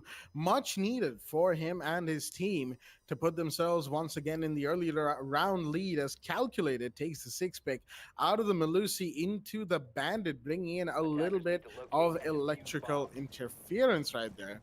In the meanwhile, of course, Valiants are going into meeting in Kitchen Hall primarily because Laundry is still locked for them. They did win it in round 2, so up until round 5, they cannot go back to basement, so they have to emphasize on a different site that is not second floor. Primarily because, sure, one could argue that the previous round was actually pretty good in terms of their refrag and trade game. It still wasn't good enough. They couldn't stop Tsukushima Goat from winning the round for their team. And they don't want to, excuse me right there, they don't want to, make those mistakes, or even worse, have a worse round on second floor dorms, right? Give away too much of a lead to Demon's Force. Instead, Valiants deciding to change things up, go to a different site and make the round their own, force the narrative in their favor. And if they're able to pull this one off, then it will be quite the interesting play indeed. Again, these matches have a tendency to become very interesting very early, and it only gets more and more interesting from there. Looking at the current standings from both teams, however, in Season 5 of the Pro League, I have to say, 7th and 8th position, respectively. Yeah. Not looking too good. Not a good week 1. Not at all. Demon's Force and Valiants have lost both of their opening games in this season, and they'll have to look to improve that. One of them will, of course, put a 1 win number on their tally tonight. Who will it be is the real question. It could be Valiants, it could be Demon's Force. Either of whom, should they win, will most likely overtake Monka S, who is currently on 6th position. So there's something to fight for here. And maybe even Union Gaming, who, interestingly enough, is tied 4th with E-Samurai Super. Very interesting metric right there, but of course we'll talk about that more in a little bit as Cobra gets the kid on the Kingslayer. Really unfortunate right there for the man. He decided to push out on tower, got taken down, as Poseidon will find Calculated. Interestingly enough, that is the Bandit taken care of as well. And now Tsukushima Goat going on a hunt of his own as the grenades will come in. Downs, killing. Oh boy, everything's happening right now as Blitzshutter is being careful about this grenade, and he will be. The sledge comes in, gets taken down, but Poseidon finds his double in the meanwhile, and there goes the Echo as well. Levi and Poseidon taking kills back to back, and making sure that the confirmations that come in from the grenades will also be used up, not wasted in the slightest, and the attackers take another round. This time, not even bothering to get into sight, arguably speaking. Most of the action happened from outside with little entryways and lines of sight made into the site itself. Now, excuse me right there, ladies and gentlemen, this has been put into a very interesting situation. Meeting and kitchen did not work, right? The change of site that Valiance relied upon because dorms hasn't been going well for them failed them in this endeavor, in this situation. The last site that they can reliably go to currently is Basement Laundry, which they are of course going to right now, and this is going to pretty much be do or die for them when it comes to everything pre-roll swap, right? The first half of this game. If they lose this round, then they will have no way to equalize against DF while Demon's Force goes into the defense on the other side of roll swap. That is huge. 4-2 on Oregon, and you're going into defense is huge for any team that starts attack first. Demon's Force will have that at the forefront of their minds right now. Valiance, on the other hand, know that they have to win this and need to somehow take round 6, equalize, going into attack, and start clean on the other side of road swap. They will be desperately fighting for that, and that will, of course, be elevating this round even more so. Who knows? Maybe in desperation, we could see some mistakes from Valiance that we otherwise wouldn't see in a, excuse me, their more normal situation, if you will. But Demon's Force, the ball's effectively speaking in their court because they're on the attack. They're going to have to be the ones to force the round one way or the other. And it all comes down to how they decide to play it, as action phase is now a go. Just like you happened to mention that, Blackjack, I think this match entirely is taking into the footsteps of the last one. We saw 3-1 come out, but that is, of course, Lies Valiance being on the contrary, on the parallel of Mischief Gaming. Of course, Mischief Gaming came in with a double round, made sure that the equalizer happened to come into place before the roll swap happened. But this is different sides, just like you said, Blackjack. Demon's Force has taken quite the advantage that they need right now, and Lies Valiance, the only way they can walk away from this one will be getting these 2 rounds on board. And these 2 rounds, one of them is the round that is going on right now, of course, the round in hand, which will be all eyes on them and all hands on deck for the side of the place for sure.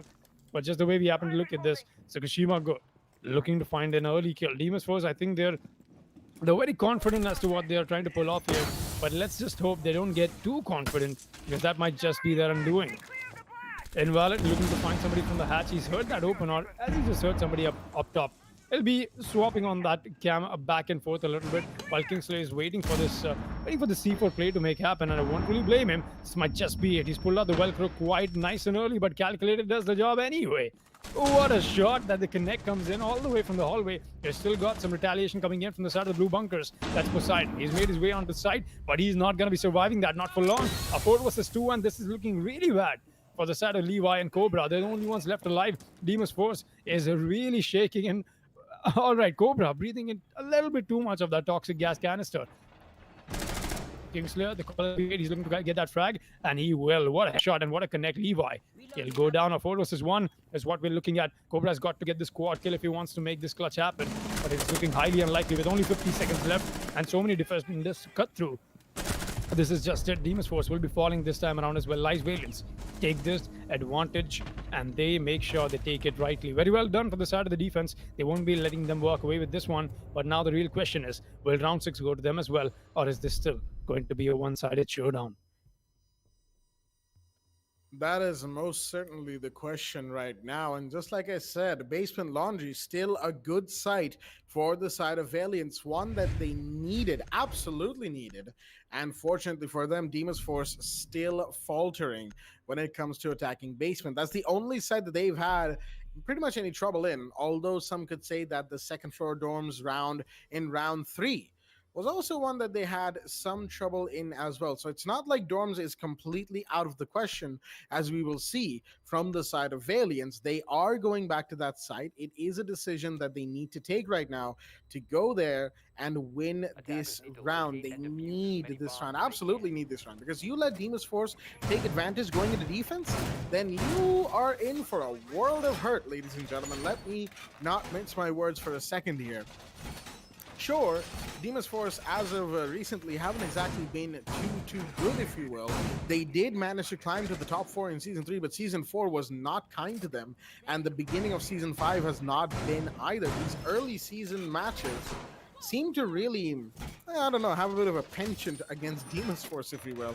They just can't seem to catch a break, but they're still a team that will absolutely shred any opponent that gives them even an ounce of momentum. All they need is just that. And the thing that other Div 1 teams have managed to successfully do against DF is deny them that momentum, not let them take too many rounds, constantly equalizing, even in the round itself, refragging, trading, making sure that each and every single body is accounted for.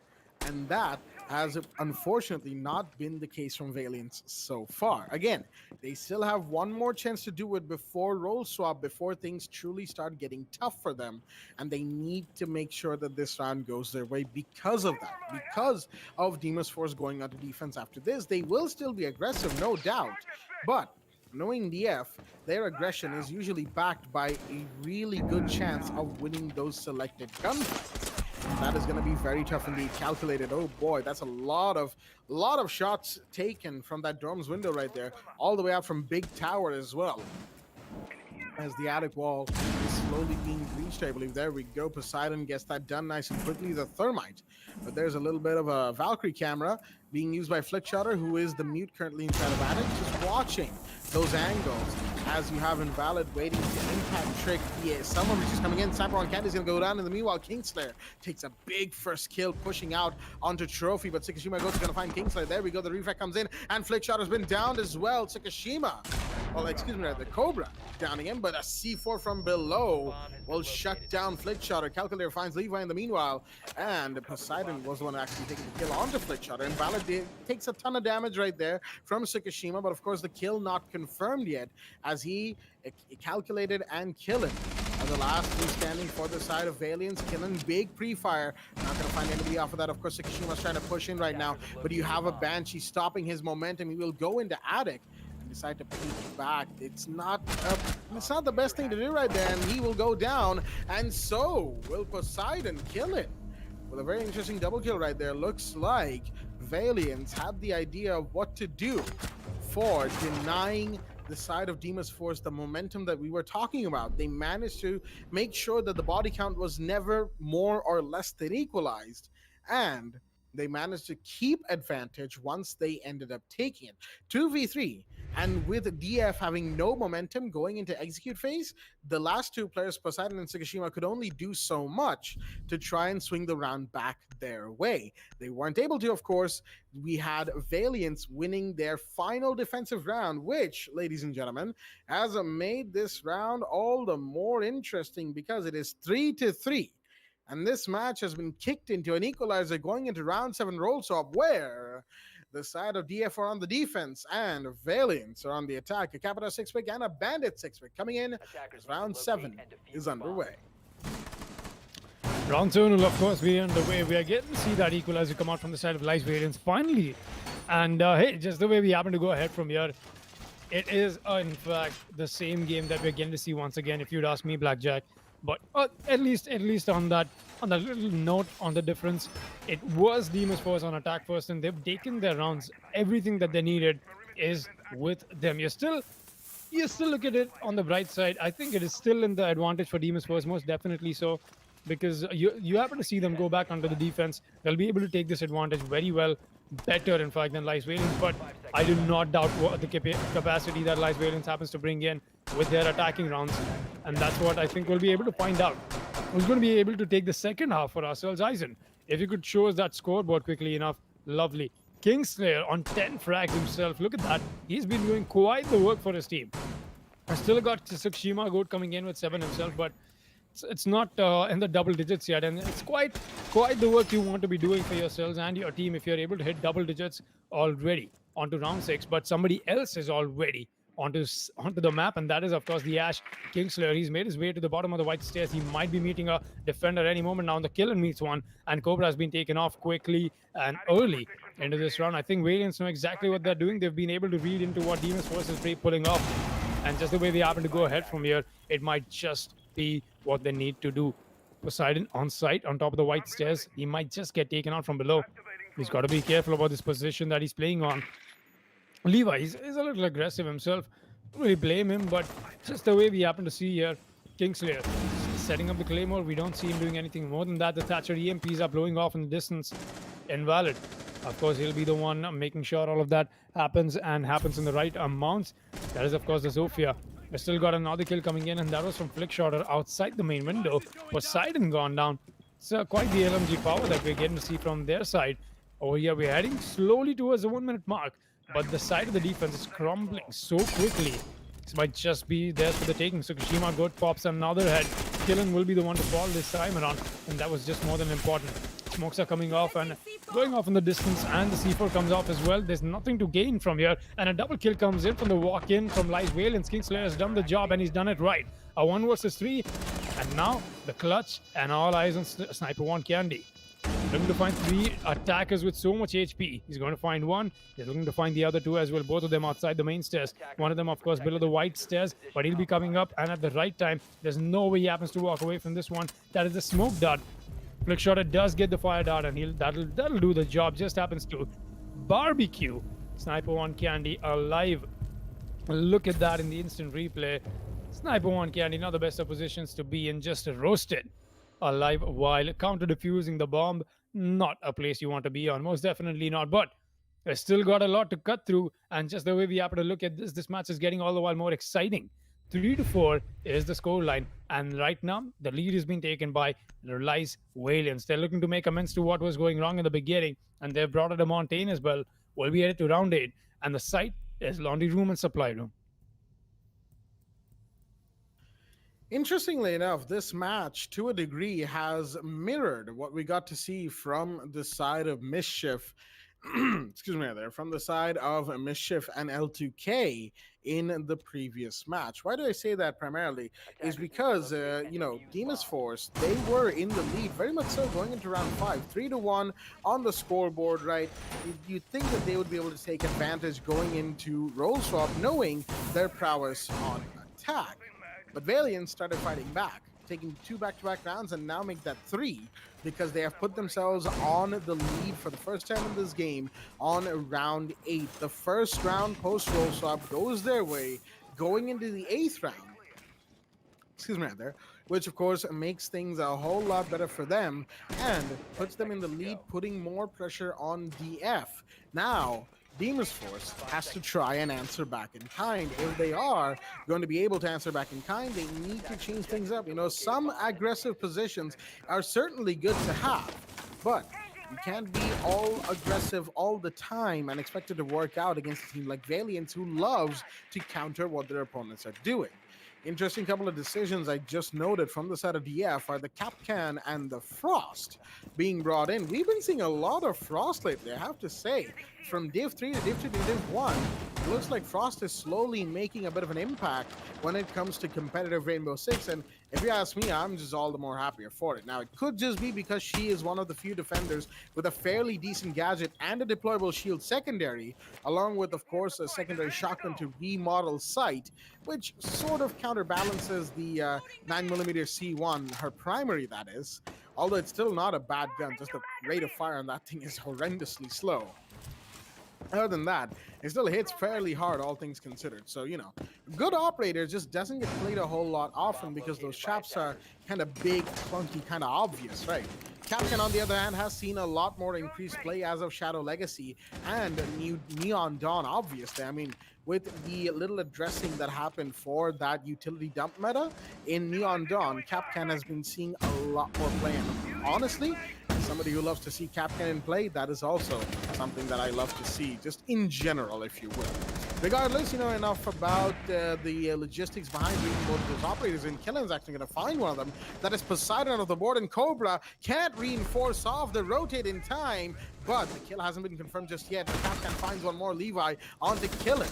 As Elbow will be reinforced off. No, not quite yet. They need something to get the operator out of there. Sniper 1 Kennedy goes down. Meanwhile, Calculated takes a kill, as that is your Jaeger gone. Gas grenade forcing their Kingslayer out of that position of advantage that he had formerly, as Calculated goes for the summer breaches onto this single reinforcement. But he's got to be careful as the Captain's pushed out. He's found two. That is a triple for Levi right now. Can he find the quad? Pistol out, but too late. He gets taken down 2v2. The refrag comes in from Invalid, making sure that at the very least, even at the cost of a lot of health points, his team does not get put into a man disadvantage. The issue is Invalid and Flickshot are the only two remaining, and they are yet to get into sight, let alone get the plant off. Invalid's the one with the diffuser, very low on HP. Flickshot has to join him soon.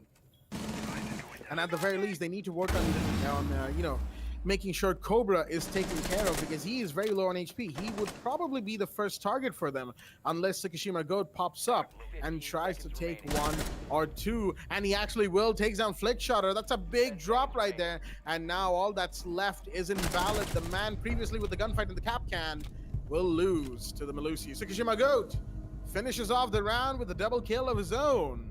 As we will see in the instant replay, Demus Force bringing things back for themselves and making sure that Valiants are not the ones who make this lead any larger than it already has been made. Fighting back hard, winning Basement Laundry, going from the looks of it to second floor dorms and dorms main hall in this 4-4 situation as round 9 is underway. All right, round 9 is underway, and like I said, Blackjack, this is giving me the feels exactly like the last one did. 4-4, with them making this comeback happen over to the second half of this match. It most definitely is an interesting 6-pick coming out from from Poseidon, from the Vigil onto the Jaeger.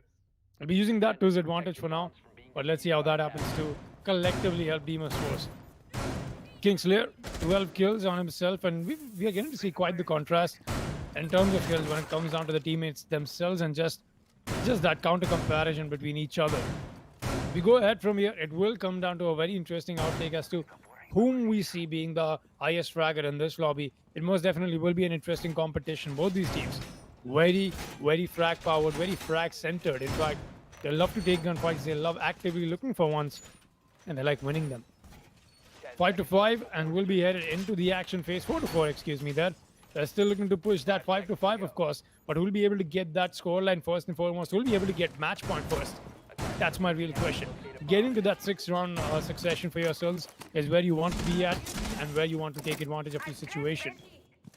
It's a nice place to deploy that Banshee up on that mirror.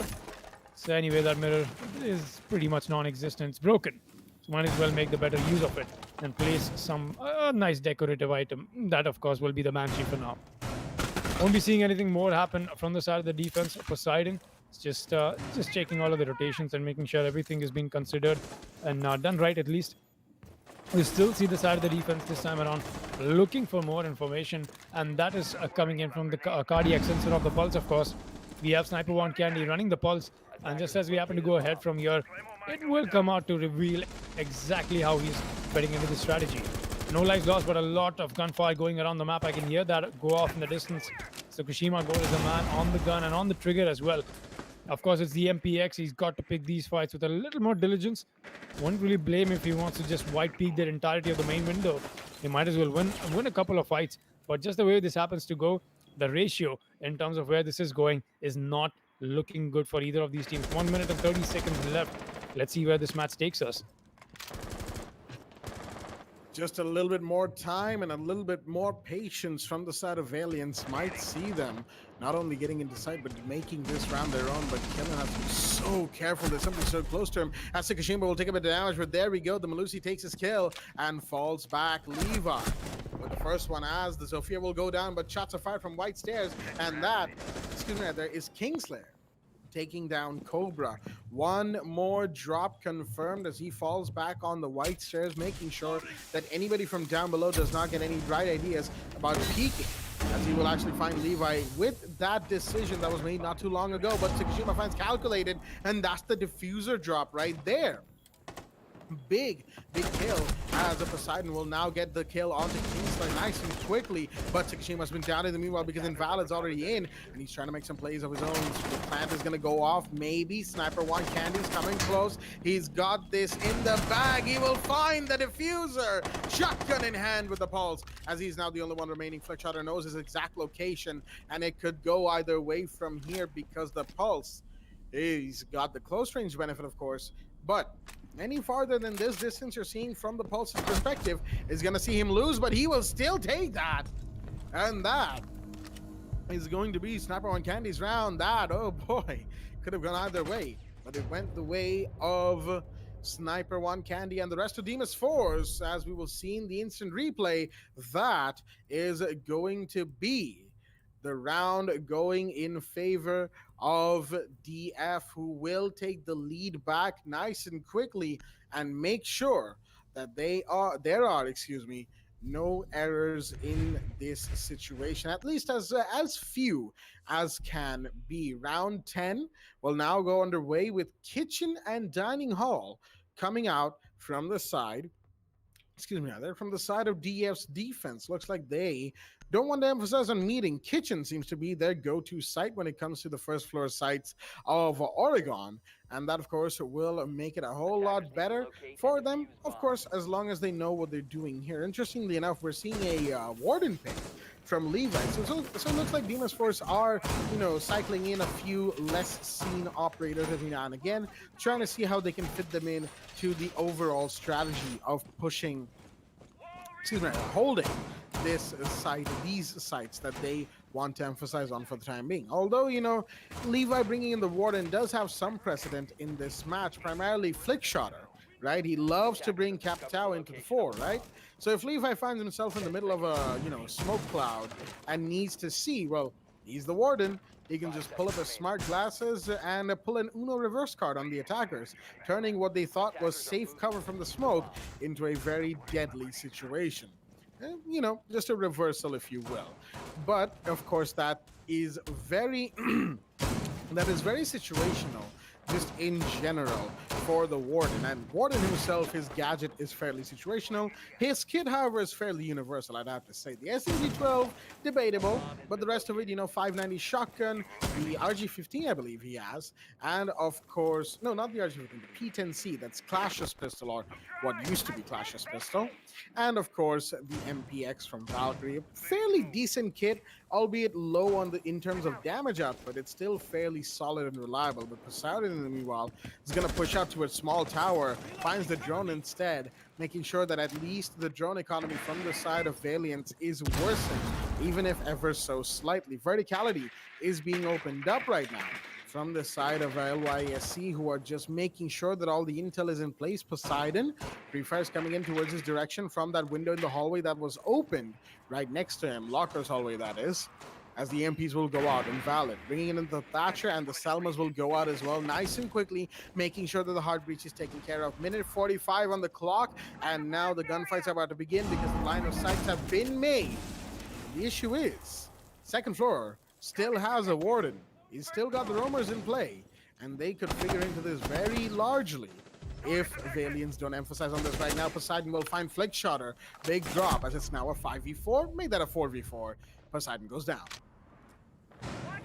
They're looking to make that fight a little more intense. I think the side of the attack are slowly gaining in on this little momentum that the defense happened to put them behind. But right now, they're the ones who are lacking in terms of the score count. 5-4 is in fact the score line. Demas Force looking to push for the match point right now, just very desperate. But they'll be having to make some amends to what they are trying to pull off here. Cobra moves away from the main hallway. He did get lit up quite a bit from Killen. That's a lot of tagging, if you'd ask me, from the start of the attack. Just making sure that the castle does not have enough advantage in the fight that he happens to take next. But he will. And was that him? Oh, that's somebody else. That was him, of course. The UMP does come out to be the winner in that fight. I still see Cobra trying to find another one.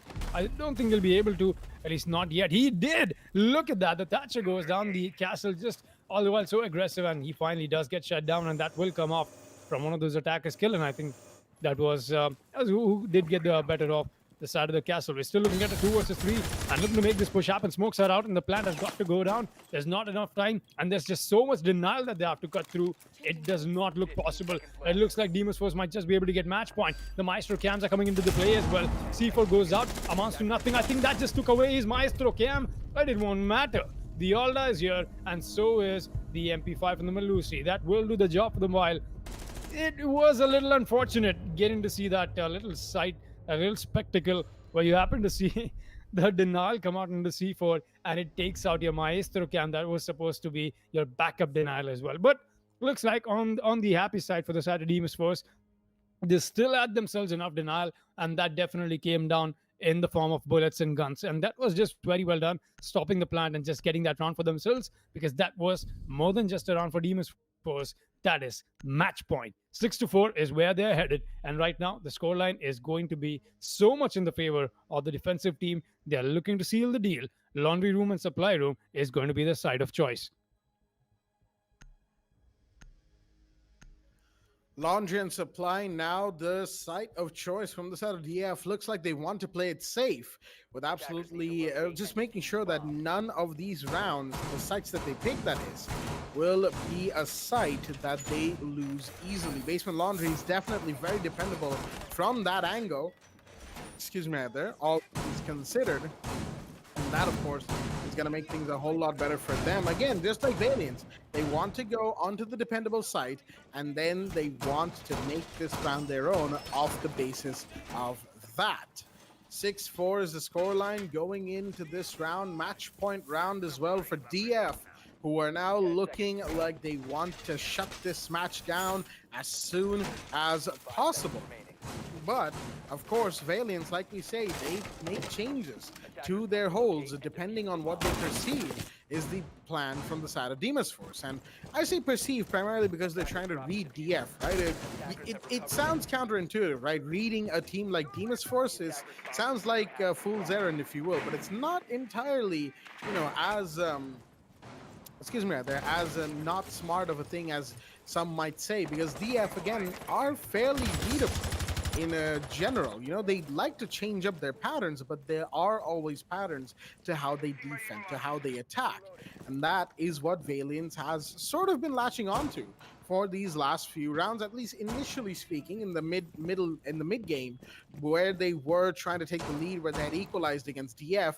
That was because they managed to catch the pattern that DF was playing off of on their defense. Now, unfortunately, after that, it hasn't been the same. Valiants just have not managed to bring that back for themselves. The Montaigne will push up, but Tsukishima's going to find one. Calculator goes down as Cobra takes a bit of damage, but no, he will actually take the kill. That is the Montaigne off the board. That was the big point of the push from the side of DF. Flickshotter was meant to go up and disrupt the defensive harmony, but he won't. Kingslayer finds one. That's Tsukishima off the board. A big drop right there, but they have to be careful of the smoke. Smoke canister goes out, but he will still manage to fall back. There's cover from the Maestro. Snapper one Candy helping his teammate, but Invalid finds Levi. In the meanwhile, Blue Bunker hold coming in more or less successfully, but the other side, not so much for the side of DF. Poseidon falling back through white stairs, making sure that no one's following him, that he has as much cover as possible.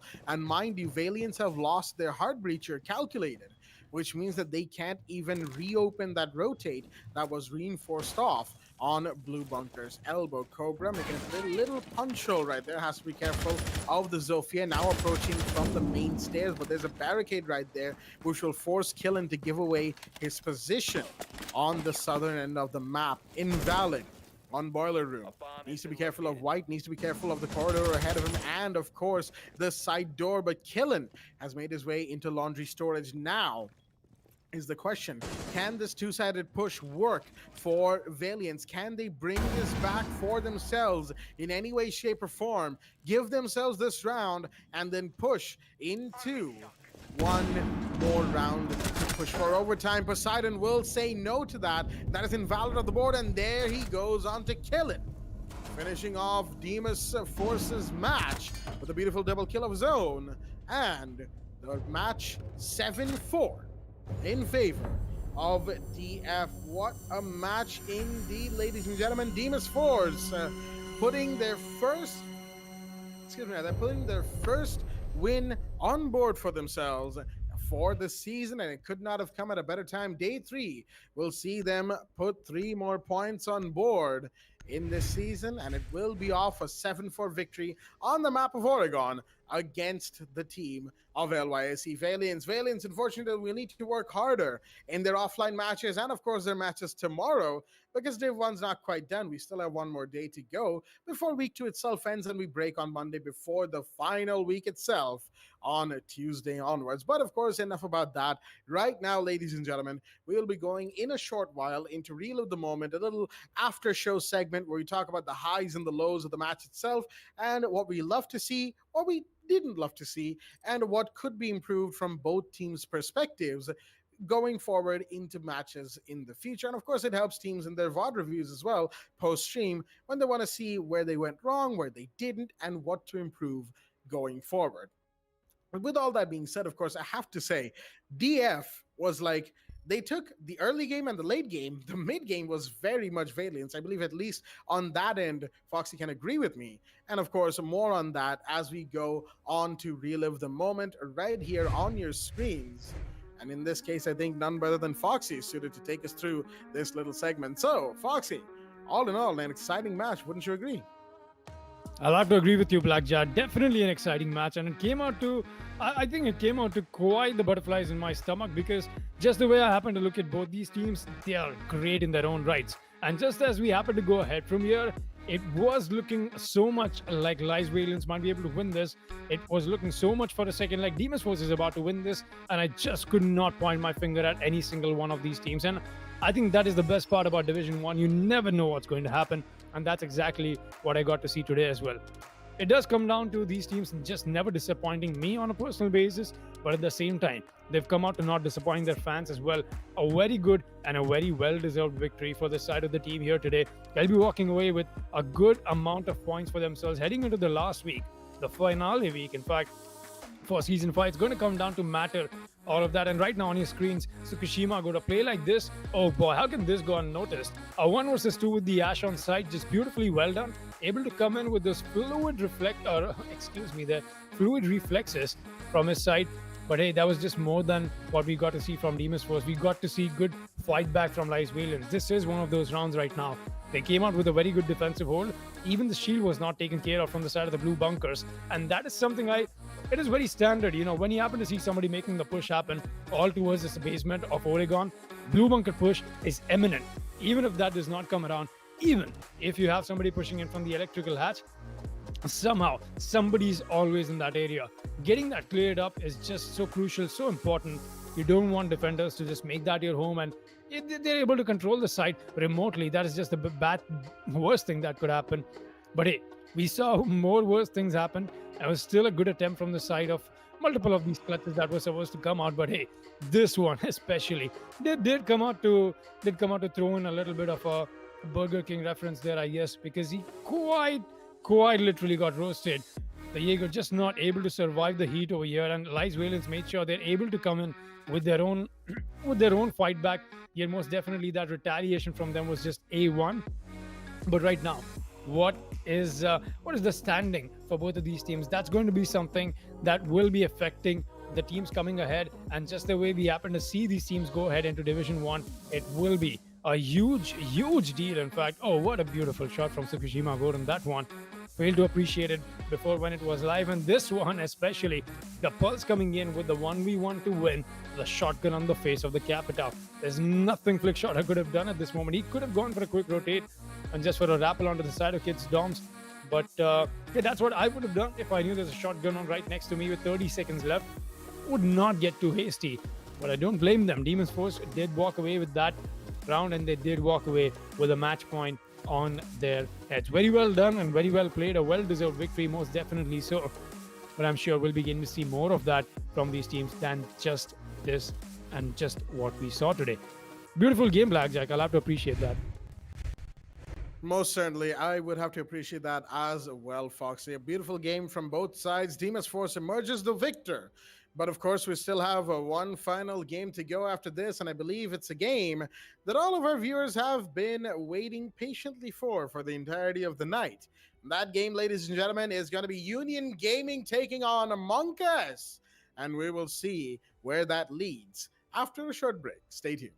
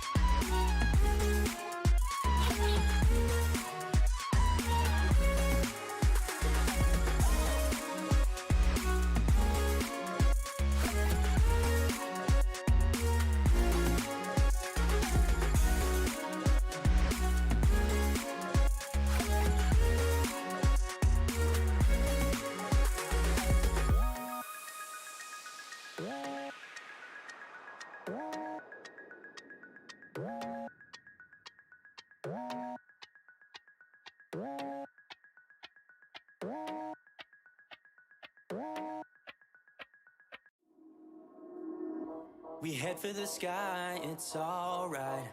Our wings wouldn't fly, it's alright. If we are crashing down again, pieces of love, it's alright. Scattered in mud, it's alright. You're giving me a lie again. And tell me what you want, this time I won't take it to the heart, 'cause I know we won't make it out. I've heard it all before. Yeah, tell me what you want, let me hear that I'm the only one. You know that we won't make it out. We've heard it all before. It's alright.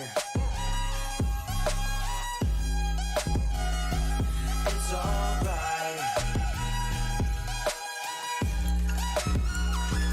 It's alright. It's alright. It's alright, so let's move on.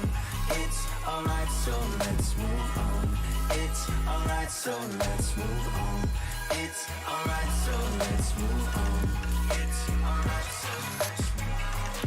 It's alright, so let's move on. It's alright, so let's move on. It's alright, so let's move on. We head for the sky, it's alright. Our wings wouldn't fly, it's alright. If we are crashing down again, pieces of love, it's alright.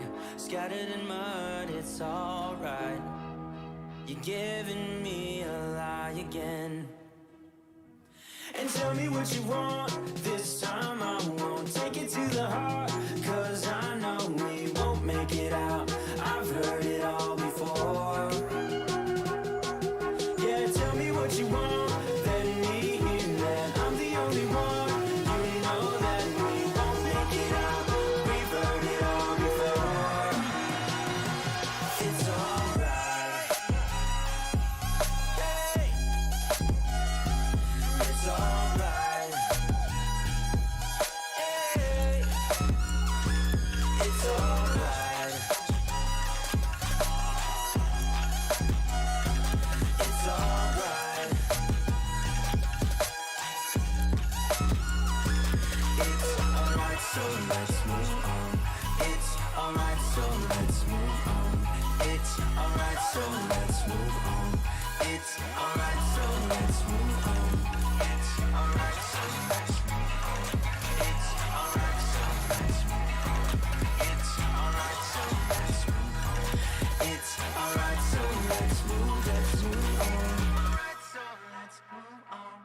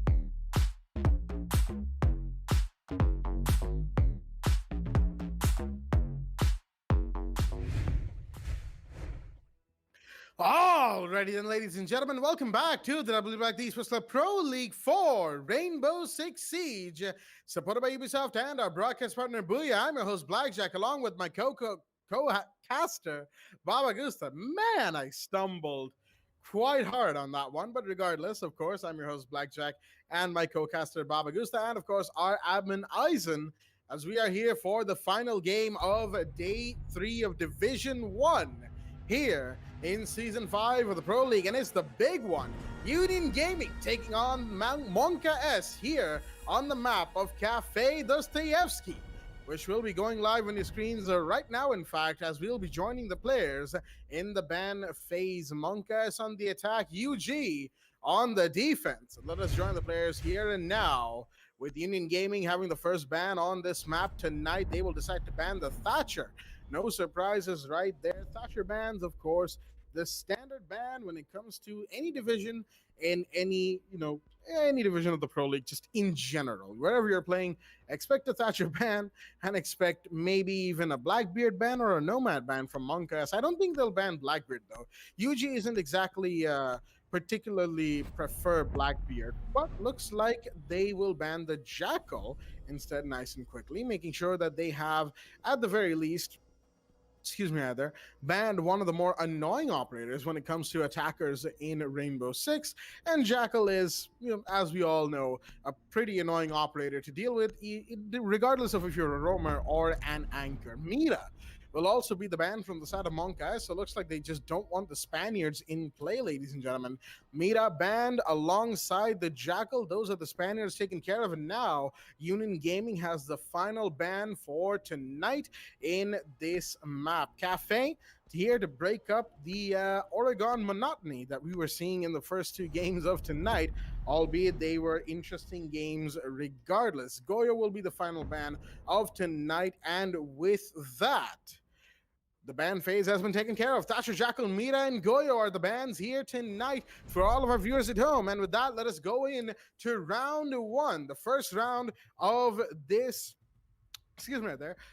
this match itself. But before we do, let's have a look at both the rosters that are here in the lobby today. For the side of Monka S, we've got Buckinator, i.e. Ishan, Lusty Boy, Cruzy, Potato Aim for the win, and Skipper 14. And from the side of Union Gaming, we've got Jora, EX7, Sandy, Beat, and Jittery. No Sparko, but interestingly enough, Jora is playing against his former roster of Monka S. That should make things a whole lot more interesting, as Wamai will be 6-picked in and the Blackbeard will be 6-picked in as well. Third floor bar and cocktail lounge is out of choice, and I've kept the man for the mic long enough. Baba Gusta, how you doing on this fine, I guess, night? It's not even evening anymore, is it? Yeah, it is. It is 8:43 p.m. in the night time. So yeah, I'm doing absolutely great, Jack. And talking about the match itself, though, I do have to point out Jora coming in on the side of Union Gaming. Although the huge roster changes was a bit, interesting. Now he's gonna go up against his former team, Monka S.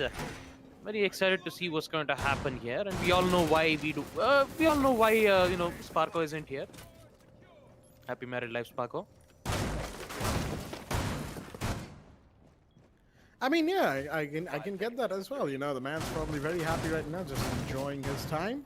So the rest of his team, the rest of his team, the best they can do right now is win for his sake. So we'll be looking forward to this match as it goes along. Absolutely, Jack. Action phase will begin. And with the Blackbeard being brought up on the side of Monka S. First kill coming in, and it's going to be on the side of Skipper, taking out EX7 immediately, right at the whiskey window. A very good shot, and also a good night being tapped off in the all chat itself. EX7 won't be too happy about it, but since it is the first round, already Union Gaming is in a very tough spot here. 5v4. They still have the Nomad's air jabs to make sure that the flank would not happen. I believe they'll be able to use it at least in towards the piano, so they'll be able to go for that beautiful execute, go for the plant, and make sure that the flank watches will be covered either by claymores or from the air jabs, just as I was talking about at the moment. Now, Potato Aim, he is still repelled in towards the piano window. He even has the Nomad air jab so that he could be He'll be safe for now, unless and until UG decides to go for an aggressive peek, or I would say an aggressive spawn peek, as I like to call about it. But for now, we won't be able to see anything as of now. Sandy thinking of going for an aggressive kill right in towards where exactly Lusty Boy's location was, but unfortunately he's just going to wait it out. He's just wait for the attackers to, get into the building first. C4 will come in on the side of Beat, I believe, but unfortunately not anything is going to work out as of now. Jittery will be able to take out a total of 2 Argus cams. He still needs to be careful on the player still holding in towards the roof. Now, there is both of them playing an angle, and Jittery sees it like a book and takes out Buckinator, and with it, the equalizer will come in 4-4, 1 minute for Monka S to make their play. And talking about Potato M, he is still repelled in from that angle. He has the DMR in hand. The pre-fire from the defenders will force him to use another one of his rifle shield. Talking about time itself, Union Gaming is leading. And talking about Buckinator taking care of a rider towards the skylight roof. Things are not going to look out well for Monka S because they haven't got control in towards the piano room itself. Sandy still in towards piano, not trying to go for the contest. So does Lusty Boy with a beautiful angle being placed right in towards the freezer, which would put Beat in a very difficult situation. Talking about time itself, we are not going to be able to see Monka S pushing as of now. They just made an angle, just holding an angle. Now they will try to get angle in towards the piano itself. The sledge's breach charge will come in and gets another kill from Skipper. The man never ceases to amaze me. Use the breach charge, doesn't see the player in towards the freezer, but an instant refrag will come in and also a plant. Will we see Jitter get one? He will get one. He gets the second. Can he get the third at the right time? No, it does not. So close, yet so far. Monka S will be able to win their first round. Third floor bar and cocktail lounge goes to them. So take a look at it in the instant replay. A well-played attempt there from Jittery. But in the end, it's going to be Monka S to win their first round of attack. A good job to them as they'll be able to open up their account, winning their first round as we proceed to round 2. The site will be on first floor kitchen service and cooking. So let's see whether Monka S's plans will work out well in their favor. Although the execution push was what I was quite surprised. All Skipper did was just use the breaching hammer, open up the piano, take out the player in towards bathroom, and also in towards the freezer. We did get to see that coordinated push. Although Jittery did had an attempt to make that clutch happen, unfortunately he didn't had enough amount of HP to deal with that player. So it looks like they won't be able to win that round itself. Although Kitchen might be a site for Union Gaming to win it. Let's see what's going to happen as we proceed to round 2. That could most certainly be the case. Union Gaming, they're no strangers to losing the first round itself. When it comes to any map they play, they're not really surprised by the fact that Monka S took round 1, given that Monka S sometimes really likes to be the team that plays late, that plays very late into the round. But whenever they start emphasizing on site, they start winning really, really well on those gunfights. That's what we saw from Monka S, right? They wanted to delay their push just enough so that Union Gaming would think that, all right, we've got a chance of settling in, and Monka S will have a hard time getting in here. But the issue was Monka S were pretty much waiting for that exact moment to come through, and they executed, winning their gunfights back to back and giving themselves a good round. Unfortunately, UG, they not only have lost for the first round itself, but they've also lost Jittery in this round. And again, it's in the action phase, which means no rehost. Yikes. Unfortunate, but looks like Jittery has returned as well. So it was a momentary internet lag, I assume. If it was a game crash, it would have taken him much longer to come back. So, he's back. He'll be manning the intel for his team. Unfortunately, he was the Jaeger, of course. So those ADSs better have been placed. No, come on now. He takes out his own teammate's ADS right there that was on that kitchen door from prep room. That's not gonna bode too well for the eventual side push, mind you.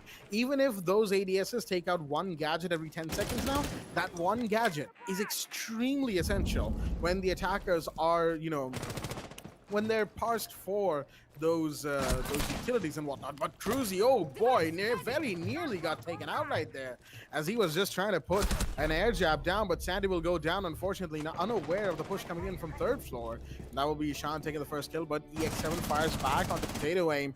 That is. Excuse me, rather, for the pause. That is the Ash gone. So a refrag has been, well, a retaliation, excuse me, has been taken. But the issue is, he just gets away with that. He just gets away with that. EX7, all right. Hatch drop, completely unaware. Skipper, not sure where he was looking. Maybe, you know, not having played a competitive for... Revenge, yeah.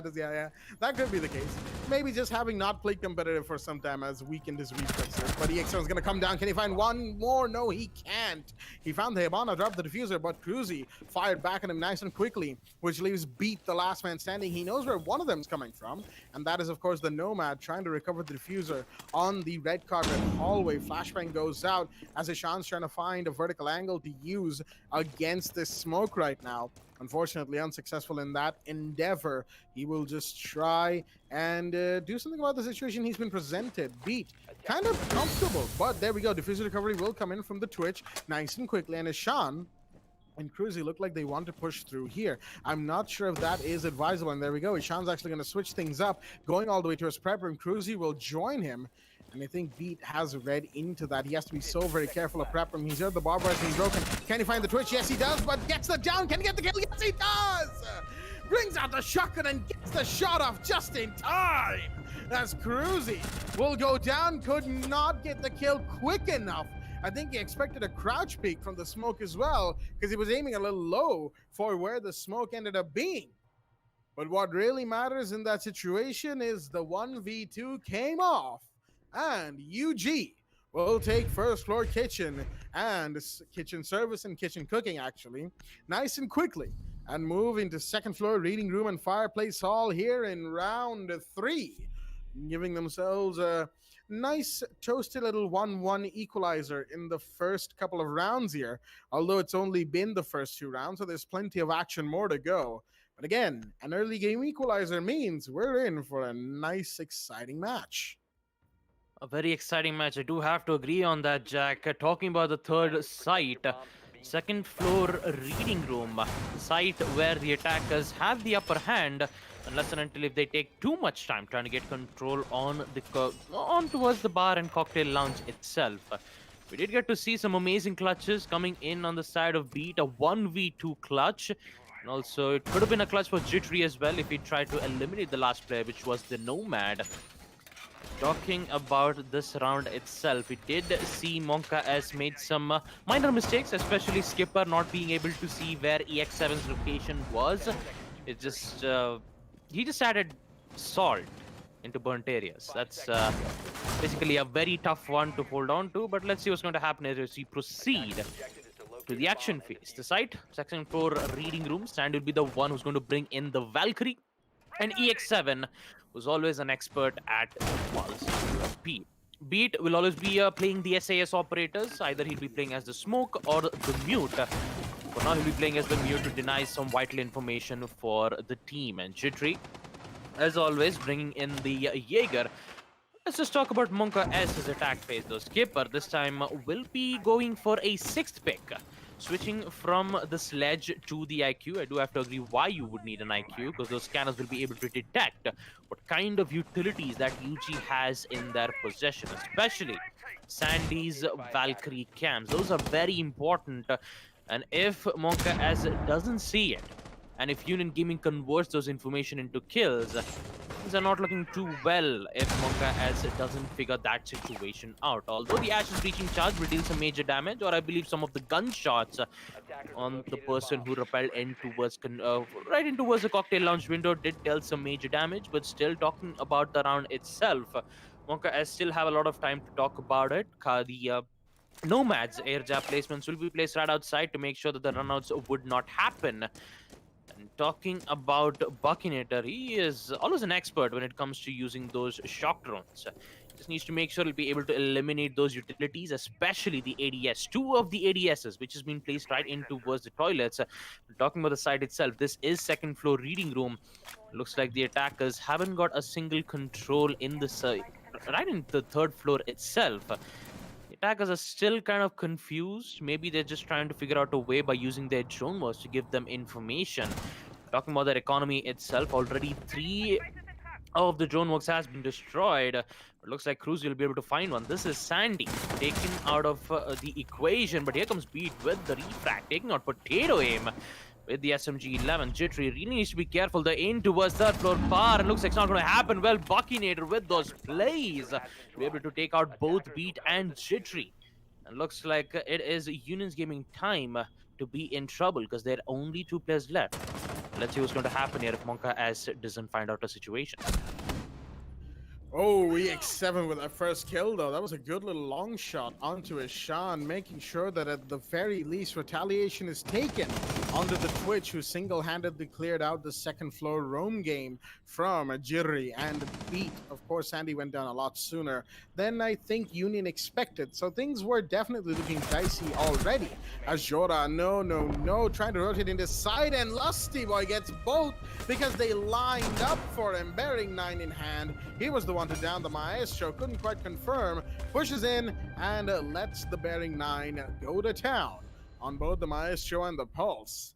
Unfortunate for Union Gaming, that round could have been salvaged. The 2v3 is definitely very doable for them, but unfortunately they couldn't quite get it in the bag. Reading Room and Fireplace Hall will be the side of choice once again from the looks of it, from the side of UG, as Monkas will take the early game lead 2-1 on the attack on Cafe Dostoevsky, a map that, historically speaking, is kind of defender-sided, but at the same time, especially after Division 2 this week, it's kind of hard to say that it still is these days, primarily speaking, because attackers have been winning quite a few rounds on this map, just in general. Who knows? Maybe Union Gaming's defense might not look too good right now. Maybe their attack will be what gives them the win or the edge over Monka S. Which will it be? Well, there's still quite a ways to go before UG goes to attack, primarily because we're in round 4, and round 7 is the round where role swap happens, so all in all, Monkas have a couple rounds more to stake their claim on the lead for this match. UG, on the other hand, have to try and bring this back and put the lead in their corner. Or it could be equalized, going 3-3 onto the other side of role swap, making it a much more interesting and a much longer match than I think we all might or might not expect. It really depends on your perspective on where these teams place, just in general. But all in all, you know, speaking of where these teams place, actually, let's have a look at this, the leaderboards this season. Monkas and UG, not exactly in the best places right now. UG actually tied 4th with ESM Super. Monkas on 6th in the meanwhile. So both of them not having a great time. 1 win under their belt so far. They're trying to give themselves a better position in this season. UG hasn't started out well either. And Monkas, of course, they've historically been ones to make a big play towards the end of the season, where they suddenly start taking match after match. This could be that time, mind you. Week 2, they might look for an early start. UG might also try the same. As the 4th round now in action phase, we have Beat on the top floor once again with the mute SMG shotgun and of course the jammers in hand. EX7 from below for intel and a couple of kills if he can. Sandy has to be careful though. He was the first one to be taken down the last round, and he will have to try and preserve himself in this round. If he's not able to, then things will be made much harder for his team, as he does not want that in the slightest. Cruzy air jabs out, but there's an upside down rappel. Beat has to be so careful of that white stairs window right now, as he will fall back to the bathroom on top floor. Drones are coming in as shots are fired, taking care of some utility pieces. Chris Jones spotted. Regular drones taking care of. Plenty of intel gathering happening, and we're just hitting the minute 30 mark. Well, the Hibana really needs to be careful because Jittery is still holding that specific angle. He wants to get that kill. And talking about kill, it's going to be Lusty Boy taking out Jora, interesting enough, right from the piano. It looks like Jittery wants to make some plays around here. The flashbangs will be able to blind him. He will be disoriented for a few seconds, but he will be right back. But Buckinett is already in the scene, taking out one. Refract will come in, puts it in a 4v3. Looks like Jittery will fall back to his respective position. Talking about the side second floor reading, the attackers have gained control from that specific spot. But him taking Sandy. Jittery is still alive and making plays. The pistol will come in to take out the Zofia. But for now, he will be downed. And looks like EX7 will be the last player who doesn't have that much of HP left. He'll be able to pick up Jittery, but that noise will be able to alert Cruzy. Now he knows exactly where his location is. Flashbangs will come in. That would blind EX7. But the only problem is that it is now a 2v1. Cruzy can still has this situation under control. He's going to take out Jittery. And with that, EX7 will be the last man standing in towards second floor reading room. And Cruzy has a full HP. He is going up against the UMP. One single shot to the head is all it needs. The pre-fire will come in the vault. Sound will come in as well. And looks like it's going to be a trade here. EX7 with the beautiful headshot taking out Cruzy. And looks like it will be a Union Gaming winning round 4 second floor reading. Even with a good amount of HP, even with a 1v1 situation, he even had the information where he even went for that pre-fire. But luckily enough, EX7 dodges those bullets and then decides to take out Cruzy. Well played from both these teams. And with it, we will proceed to round 5, knowing that the score count is 2-2. And the next site for them to be attacking will be in first floor kitchen. Talking about the scoreboard itself, Cruzy will be the one currently in the top, having a total of 7 kills. So does EX7 and Jittery. The partnership is exactly what you get to see from Union Gaming. Balanced as all things should be, but let's see what's going to happen in this round. Prep phase will come in. Talking about the attackers picks, we will see Sandy bringing in the Mozzie this time. No Valkyrie, and also Jora, who used to play a Maestro back when the site was on second floor reading room. He'll bring in the Kaid. I do understand why. You need those electro claws to make sure that the walls from bakery or at the freezer will be electrified. Looks like there will be some heavy emphasis into versus third floor bar, although there won't be any deployable shield nor the ADSs to hold that specific angle. But instead, they'll just do some roaming duties and also place a reinforcements to make sure that the wall bangs right in towards the piano would not happen. So let's see what's going to happen as we proceed to the action phase. Jittery will make his way in towards the third floor, and so does Jora, who will make his way in towards the prep room, trying to make some angles with the help of his secondary weapon. The attackers already spawned in from their respective spawn sites. One in which they were, all 4 of them will be spawned in towards the main entrance. Looks like they will slowly make their way, and looks like the Twitch will be having a lot of problems to deal with, especially the Mozzie's pest. If they do not destroy those pests, that would be a lot of difficulties, and looks like they will be able to find one though. Lusty Boy getting an early pick, but this time it's going to be Jittery taken care of right from that exact angle where Jittery was trying to contest way back in the previous round against Lusty Boy. Looks like things are not going to go well with Jittery taken care of. Union Gaming not looking in a good mood here. They still have a lot of time to kill, and this is exactly that they're going to do. The Kaid's Electro Claws will come in to fortify the walls of Freezer. Not at the hatch though, because that is where EX7 will be able to make a quick getaway.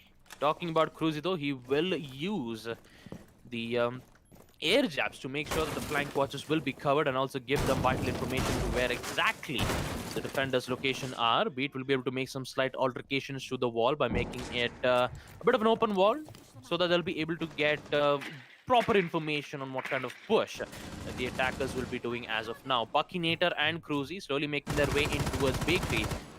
And with it, the execution phase of Monka S will slowly start to begin.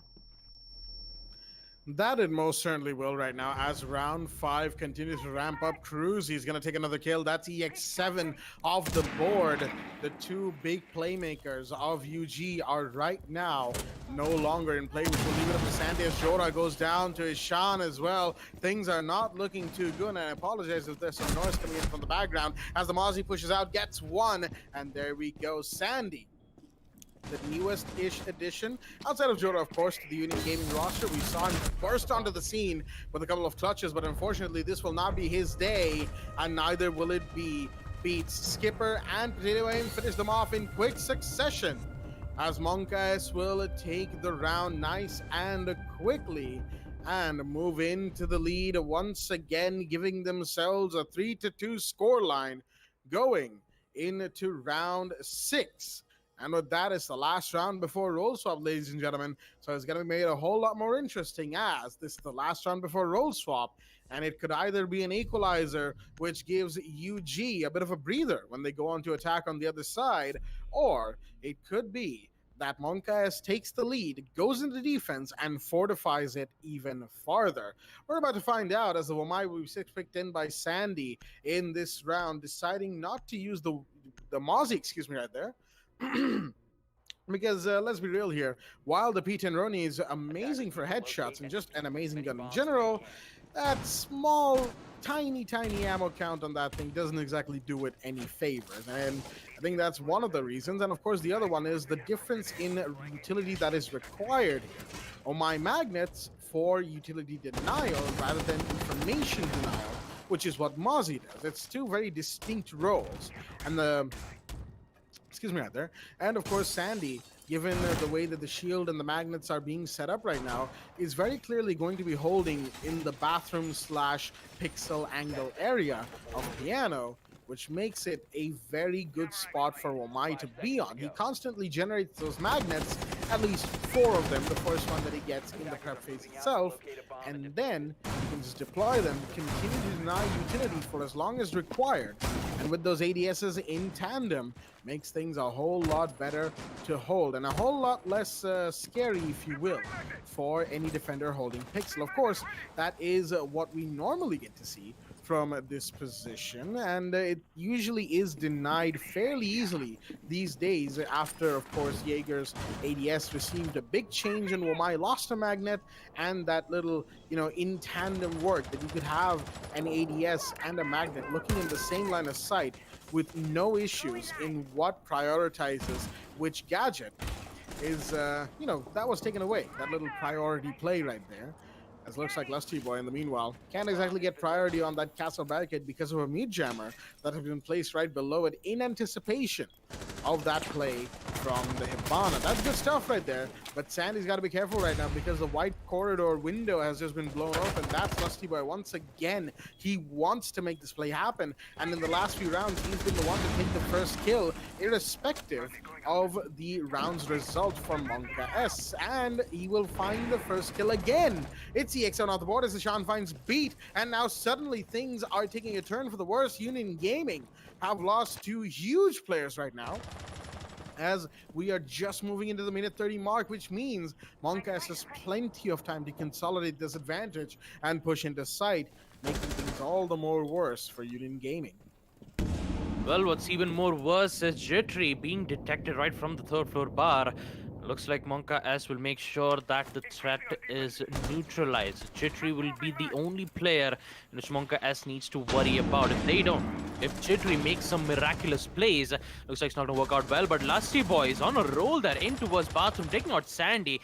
Whips out the bearing 9 to try to take out some of the players, and Skipper takes out Jittery, puts it in a 5v1. Jora all by himself. The Ella will be able to take out one, but can he get the other 3 players cornered and no way out? As Buckinator will be the one to take out Jora. Monka S will be able to win round 6. And with it, that would conclude the first half. The ultimate scoreline will be 4-2 in favor of Monka S, knowing that they've won 4 rounds of attack in the first half. Looks like Monka S will be on defense in the second half, and the first site for them to be defending will be on 3rd floor bar and cocktail lounge. Well played from Lusty Boy, getting those early picks and also early kills, getting an instant access in towards the site. You could say that he did all of the hard work, but talking about those drone was giving them the information there. I believe it was Buckinator or Potato Aim for the win to give those important information via the drones to make sure that Lusty Boy would have the highest chance of success getting those kills. A job well done for Monka S. We're talking about Union Gaming though, not in a good spot, especially at the end of first half itself, 4-2, only winning 2 rounds of defense. And looks like they will be on attack. They need to win 2 more rounds of attack to at least equalize the round, and also to make sure that they would have the highest chance of success winning on map Cafe Dostoevsky.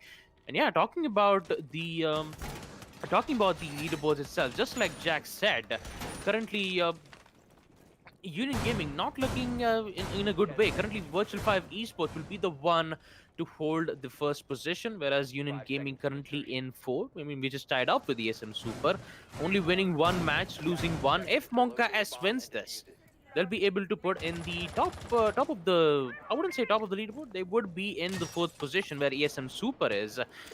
And Union Gaming needs to make sure that they would stay on top, knowing that they were on top for the past 4 seasons, undefeated. And looks like in order to continue that streak, they have to win this match, or else it's not going to look out well there. Who knows? Maybe some miraculous plays might happen from the side of Union Gaming. Who knows? Let's see that in the action phase itself, which has already been arrived, and the attackers already making their work, going for those drone works, giving that information. That's going to be Beat, who will give them major information, and also maybe Jora, who will be manning up the Nomad. Those air jabs is very important to make sure that any of those aggressive peaks should not happen.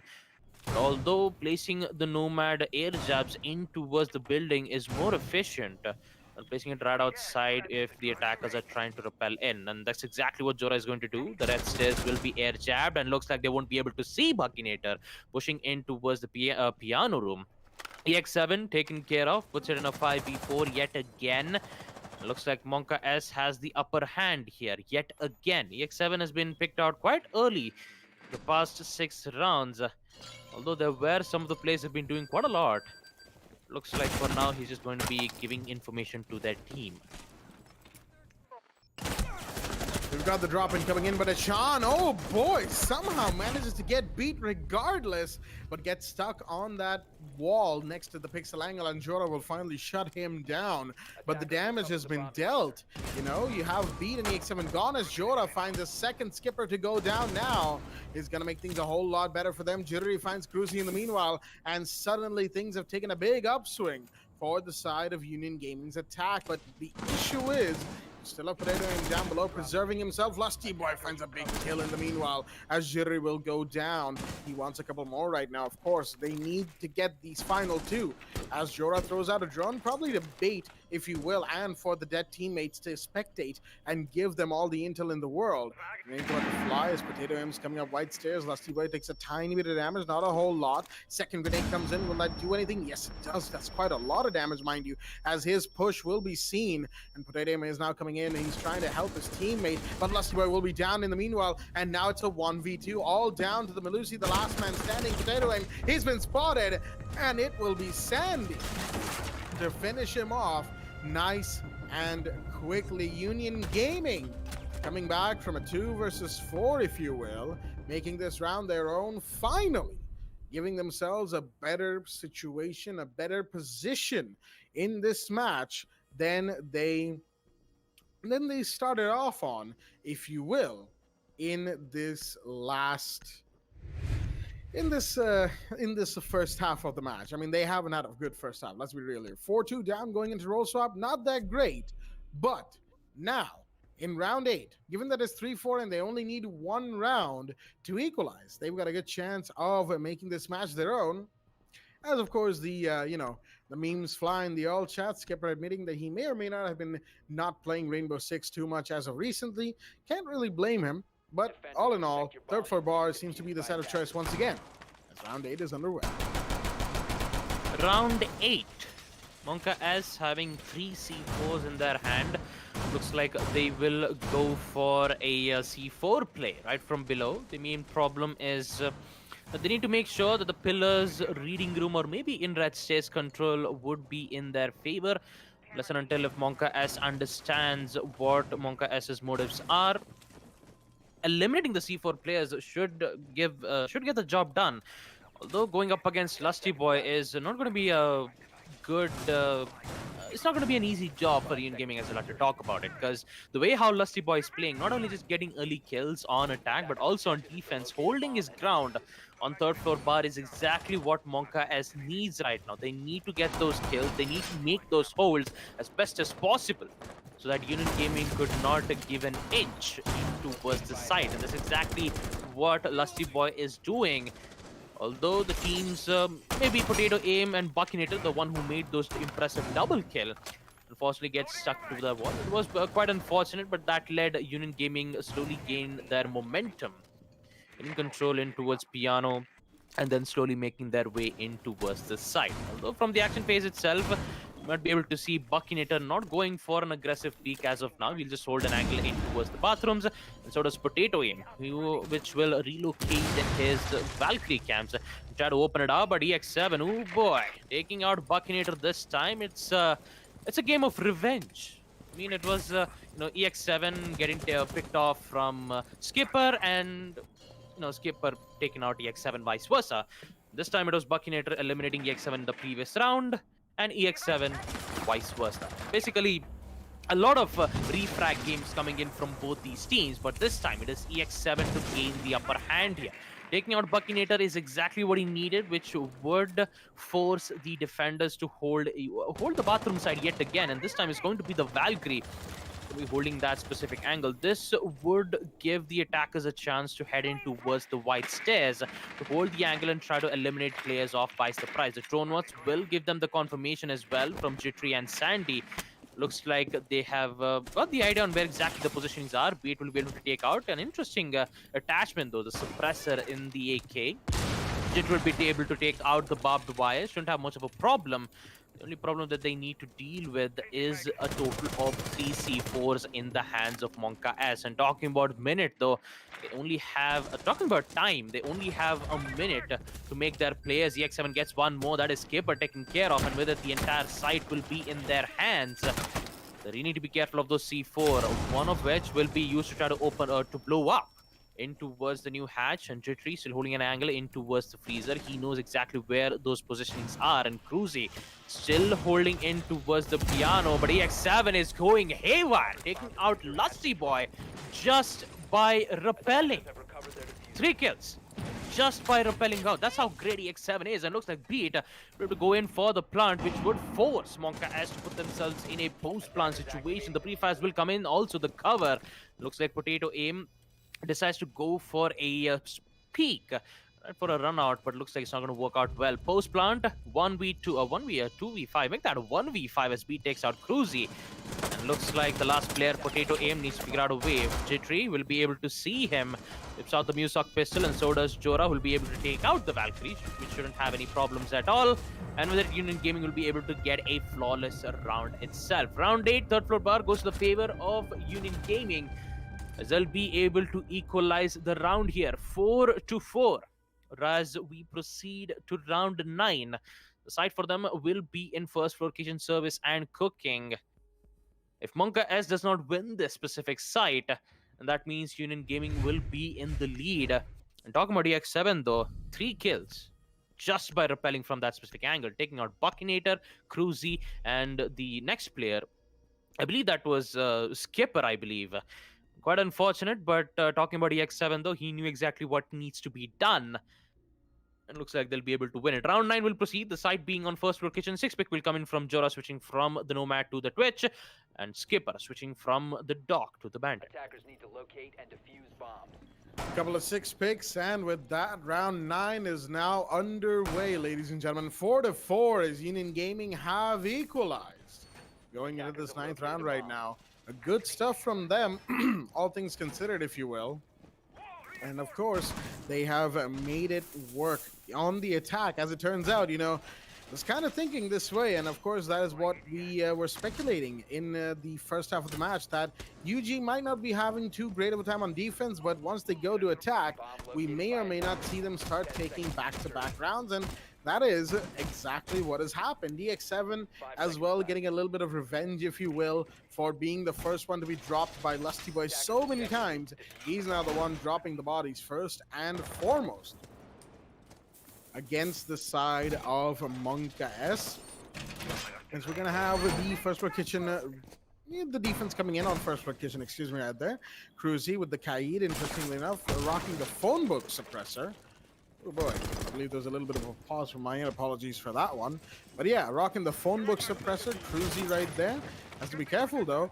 The damage reduction can be a little bit off-putting every now and again, and he will actually be the first one to go down as well. Sandy takes a huge drop right there, as he has already pushed into Big Bakery. Got to be careful though. The defenders could try and push in as well, as the electric claw will be taken care of. Jittery is here for cover. He might find one. A shot to fire, but no, the Omai gets away. Scotch-free from that situation. Lusty boy, he wants to peek, he wants a kill, but not quite yet. Interesting breach right there. I don't think that went all the way through for whatever reason. That's not going to be too good for the side of the attack, as it won't allow them to fall in. Must have been an impact that stopped the breach from happening all the way through. That's not going to be too good. They need another Selma. Beat has to use up one more, as Potato will go down to EX7 in the meanwhile. Sandy from above is trying to make some lines of sight. EX7 simply holding Small Bakery. Proximity on gives away his entry. Will he see the Jaeger? Yes, he does. Gets a kill. Is Sean down? Now it's a 2v5. Union Gaming really showing up, as the upside down rappel will also find the down onto Lusty Boy, leaving Skipper the last man standing. Grenade comes in. Skipper's got to be so careful, and he will be taken down. That is Jittery to finish him off. And Union Gaming get yet another flawless round for themselves. Ladies and gentlemen, what is even happening in this round? Well, if you ask me, I wouldn't be able to tell you. Union Gaming have really shown up on the attack, as they will now take the lead. Put themselves one round away from match point. 5-4 is the scoreline, as round 10 is underway. Well, round 10. With the Cruzy getting, actually, Lusty Boy having a total of 11 kills, and yet they don't have a single idea into how to counter a Union Gaming, especially Cruzy, who had the TCSG suppressor in hand. Unfortunately, couldn't do anything at that moment. Maybe they might be able to do something in the site itself. Second floor, reading room, and fireplace hall. We did get to see an early 6-spec from Beat, I believe. Actually, no, it is from Jora, who did went in for that 6-pick, but unfortunately didn't had any time to pick a specific operator as of now. Currently, he'll be able to bring in the Maverick. Having those frag grenades will be efficient and also important, because you don't use frag grenade just to take out the players, but it has a higher chances to take out the Maestro cams and also take out the castle's armor panel if placed it properly. And talking about the hard breach itself, you have Jora with the breaching torch and also the Ace with the Selma breach. Talking about Monka S's line of defense, you will see Lusty Boy bringing in the castle this time with the help of his second shotgun, which will be able to make some footholds and angles right in towards Fireplace Hall. That's a very difficult place for the attackers to try to get control in Fireplace Hall, unless and until if they do get the control in towards third floor bar. Try to make sure that there isn't any players holding in towards the white stairs, so that the attackers can immediately go in for the plant. Cruzy really needs to be careful though, because Lusty Boy was waiting to open up the barricade and place that castle armor panel, unless and until Jora sees that opportunity. Looks like he won't. The nade will come in, and he's going to take out Cruzy. That is... It would have been better to just place the armor panel first and then place the mute jammers, but still. Talking about it though, Lusty Boy will be able to take out EX7. That's an important kill, and also be able to place his armor panels. Better late than never. But talking about that huge mistake that Cruzy did, yeah, that's a big oof moment coming in from them itself. Although, good news for Monka S, they'll be able to take out EX7, which would equalize their man count, bringing in a 4v4, as the donuts will come in from Jora to give them vital information. Jora will be able to find out 2 of the players, while Potato Aim destroys it, and he eliminates him out of nowhere. Jora, I think now it's time for him to shine, taking out the Maestro. And looks like things are not going to go well in their favor as well. Jittery is already in towards the third floor bar, providing a lot of distraction. Second nade will come in to try to force Buckinator out from his positioning. Unfortunately, he won't be able to do anything as of now. Jittery aggressive push, and it will work out well in the end. The entire third floor control is with them. The C4 will come in, doesn't work out well. Jora with the triple kill is on to the ace. He still need 2 more kills. Unfortunately, one of them has been taken in the hands of Jittery, and looks like Skipper will be the last man standing. Jora needs to be careful. The pre-fires will come in. Switches out the 1911. Peak should come in. Will be able to take out the Valkyrie, and with it, Jora will be able to get his 4K and also the win for Union Gaming. Round 10. Second floor reading goes to them. And looks like Team Union Gaming is undefeated in the second half, winning 4 rounds of attack back to back. And with it, they will be the one to be on match point. Monka S has no idea as to how to counter Union Gaming style of attack, and looks like it's not going to bode well here. Looks like the site will be on third floor bar. And again, talking about Monka S, a very I wouldn't say unfortunate, but the way how the mute jammer placement and the castle outprints, it would have been better if you just let the castle do his work and then place the mute jammer, because knowing that it is action phase, there is high likely a chance where a nade might come in out of nowhere, knowing that there isn't any ADS from the white stairs. But still, talking about the recovery wise, they did recover it well, but it could have been better, is just what I was talking about. Talking about the next site, third floor bar. Let's see whether Monka S has something else to say. I like how you left it off on that question, Baba. Definitely they might, but the question is, will they? Is what we're trying to find out here. Like, Monka has definitely made a big statement in the first half, 4-2 on the attacker side of things, and then going on to defense with UG on the attack post round 7. It has quite literally been a block of orange team winning round. That is literally what our the sheet we use to keep track of the scores looks like right now. It is just post round 7, just orange team, orange team, orange team, orange team. That is all it is. Yeah, I guess Union Gaming is telling us to drink some orange juice so that we would be energized and also keep hydrated. So could be. Could be.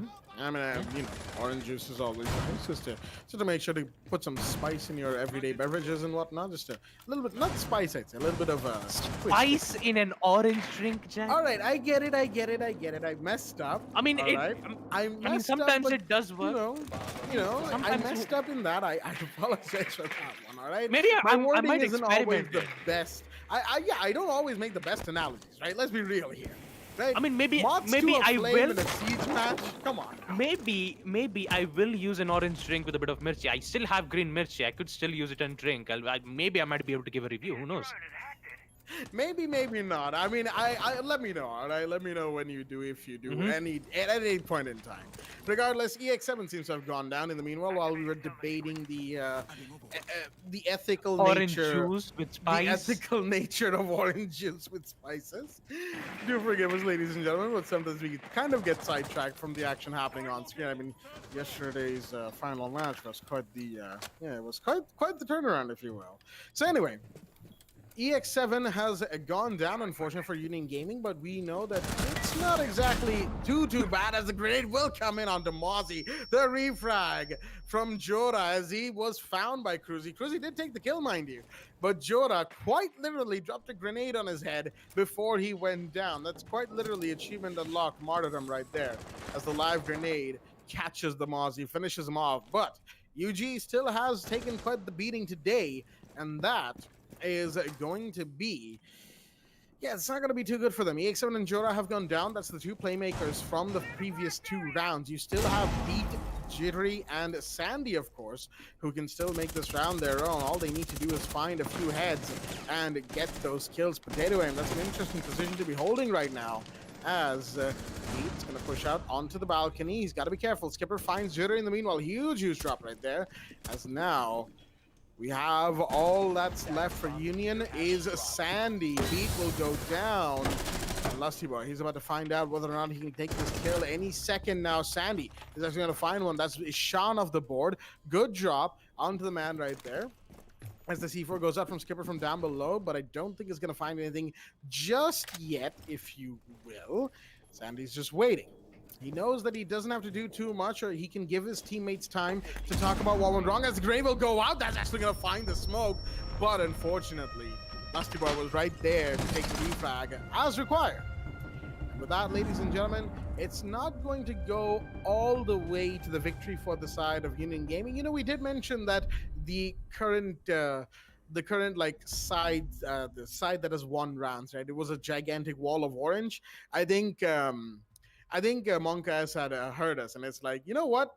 No, have some blue in there. A little bit of splash of color, if you will. And with that, they've taken third floor bar. Yes, Baba, I see you. I mean, when you said blue, Hmm? maybe I might try adding ice with orange and a bit of spice. Does that make everything nice? Mm-hmm. It's basically you. Wait a minute. That actually makes themselves to become Powerpuff Girls. And I love that you caught on to that. Nice one. Plus 10. Anyway. Attackers need to locate and defuse as many bombs as they can. Third floor bar has been won by the side of Monkas, who will now go on to first floor kitchen and service entrance with the round of ones coming into play, ladies and gentlemen. That is to say, Monkas need this one round to equalize and go for overtime, while Union Gaming need one round to finish off the match and, you know, emphasize on the match front that they've been on for some time now.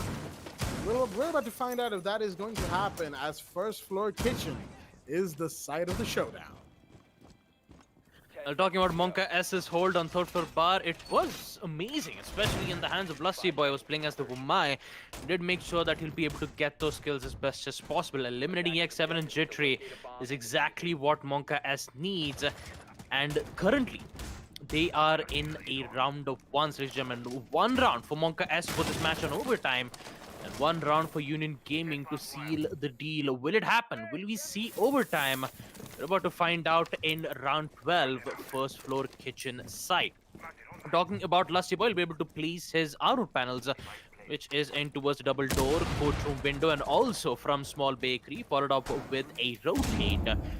A vault rotate, as I might like to call it, not a crouched one, in which the vault rotate will be able to give a good amount of information just by holding an angle, unless and until if the attackers gains control just by holding an angle right outside the small bakery window. Talking about Buckinator though, he'll be safe and chilling in towards the bathroom side, proned in. Needs to wait for the exact moment, but looks like they did not expect a castle. Taking out a flying sledge, but an instant refrag will come in, puts in a 4v4. It's going to be Jittery taking out Lusty Boy. A very important kill for Monka S, but also taking out Sandy would make sure that the nade plays would not come to them. Talking about that previous round itself, we did get to see those spicy 2-frag grenade kills coming in from UG. Looks like they won't be able to get they didn't get the win in the previous round, but hopefully we might be able to see something great coming in on the side of UG. Talking about Monka S though, they are currently having that major advantage, knowing that they did not, however, knowing that they made sure that they wouldn't have any much of a problem, but looks like Buckinator needs to make sure that he come downstairs to the second floor as Jittery takes out one Buckinator. He has to go down to the red stairs because he has the advantage. The attackers have no idea where Buckinator is. Just by holding him towards that pillars, might be able to give him the information that he require. Talking about Buckinator though, he's still holding, still waiting for that perfect moment. I'm not sure exactly what he's thinking as of now. We're talking about time though, 50 seconds. And Monka S still needs to worry about Buckinator in towards third floor. That is what I'm worried about as of now. And looks like Union Gaming are slowly making their way in towards the side. Opening up the walls in towards freezers shouldn't be much of a problem. Whereas Beat and Jittery will slowly make his way, go for a default plant in towards the kitchen cooking, gets a triple kill, and will proceed to go for the plant as well. Jittery's time to shine. Will we see the AC4 will come in? Will it take out? Yes, it does. It's going to take out Jittery, and Buckinator with a surprise attack, taking out Jora, which would put himself in a 1v2. It's going to be Buckinator in a 1v2 situation, and EX7 reads Buckinator like a book. Union Gaming will be the one to win round 12 first floor kitchen. Oh boy. That's basically not how you do knock-knock jokes. 7-5 will be the scoreline. Union Gaming will be the one in the lead. Actually, wins 7-5. And with it, Union Gaming will happily get that win, puts them in the top of the leaderboards. Currently, taking out E-Samurai Super, they will be in the fourth position. Maybe actually no, not on fourth position. They still have 2-round conversion rate, which would put Mischief Gaming still on third. And yeah, Union Gaming still on fourth position. Just like I said, bad at mathematics, but I still know how to memorize some stuff and make sure. Hi, I'm Baba. And talking about the entire match itself, the second half, where Union Gaming didn't had any idea, actually, Moncast didn't had any idea on how to counter Union Gaming. They did, however, win one defensive rounds, which is on third for bar, but unfortunately, it would not. But for now, we're just gonna go back to a beautiful segment called "Relive the Moment." Talking about the highlights, talking about the stuff that we did get to witness from these two teams. And looks like I'll be able to give back the mic to Jack and talk about Relive the Moment itself. I mean, all in all, it was, again, today's trend has sort of just been like the early rounds are taken by one of the teams, and then the other team starts coming back, and they end up winning the match itself. I mean, you look at it this way, right? Union started off with a 2-4 disadvantage going into roll swap, right? The first half was definitely not how they wanted it to go, not in the slightest, in fact. They were losing gunfights, losing positions, rounds back to back, and they just did not have, it just didn't seem to be all there, right? Sure, first location, that was won by a fairly good clutch right there. And then, of course, you had the second floor reading room play coming in. Unfortunately, both of those rounds required a clutch and or a trade at the finish. Where, of course, if all the attackers and defenders go down, the game looks at whether or not the diffuser has been planted. If it has been, then attackers win by virtue of time. If it hasn't, then defenders win, because the attackers have not fulfilled one of their major round conditions. It's fairly simple stuff, so it doesn't take too much to figure that one out. But the main thing is, right, once they went on to attack, Union Gaming started taking rounds back. They started taking the match back. They started clawing back initially. It was like a 2v2 down to a 1v2. And could have been a little bit dicier. But then you had EX7. On that wide hallway window, just doing what he can. And then, of course, Beat and Jora came in, finished off the final kill after the diffuser was planted. There really wasn't too much that Potato M could do in this situation. After all, as they say, it is what it is. Just sometimes it's not the best situation to be in. So you just got to roll with the punches and get the next round. But unfortunately for Monkas, Union Gaming were not about to let them take round after round, not even in the slightest. In fact, UG, when they started taking rounds, they had a fairly good bit of momentum built and only lost one round on the other side of roll swap.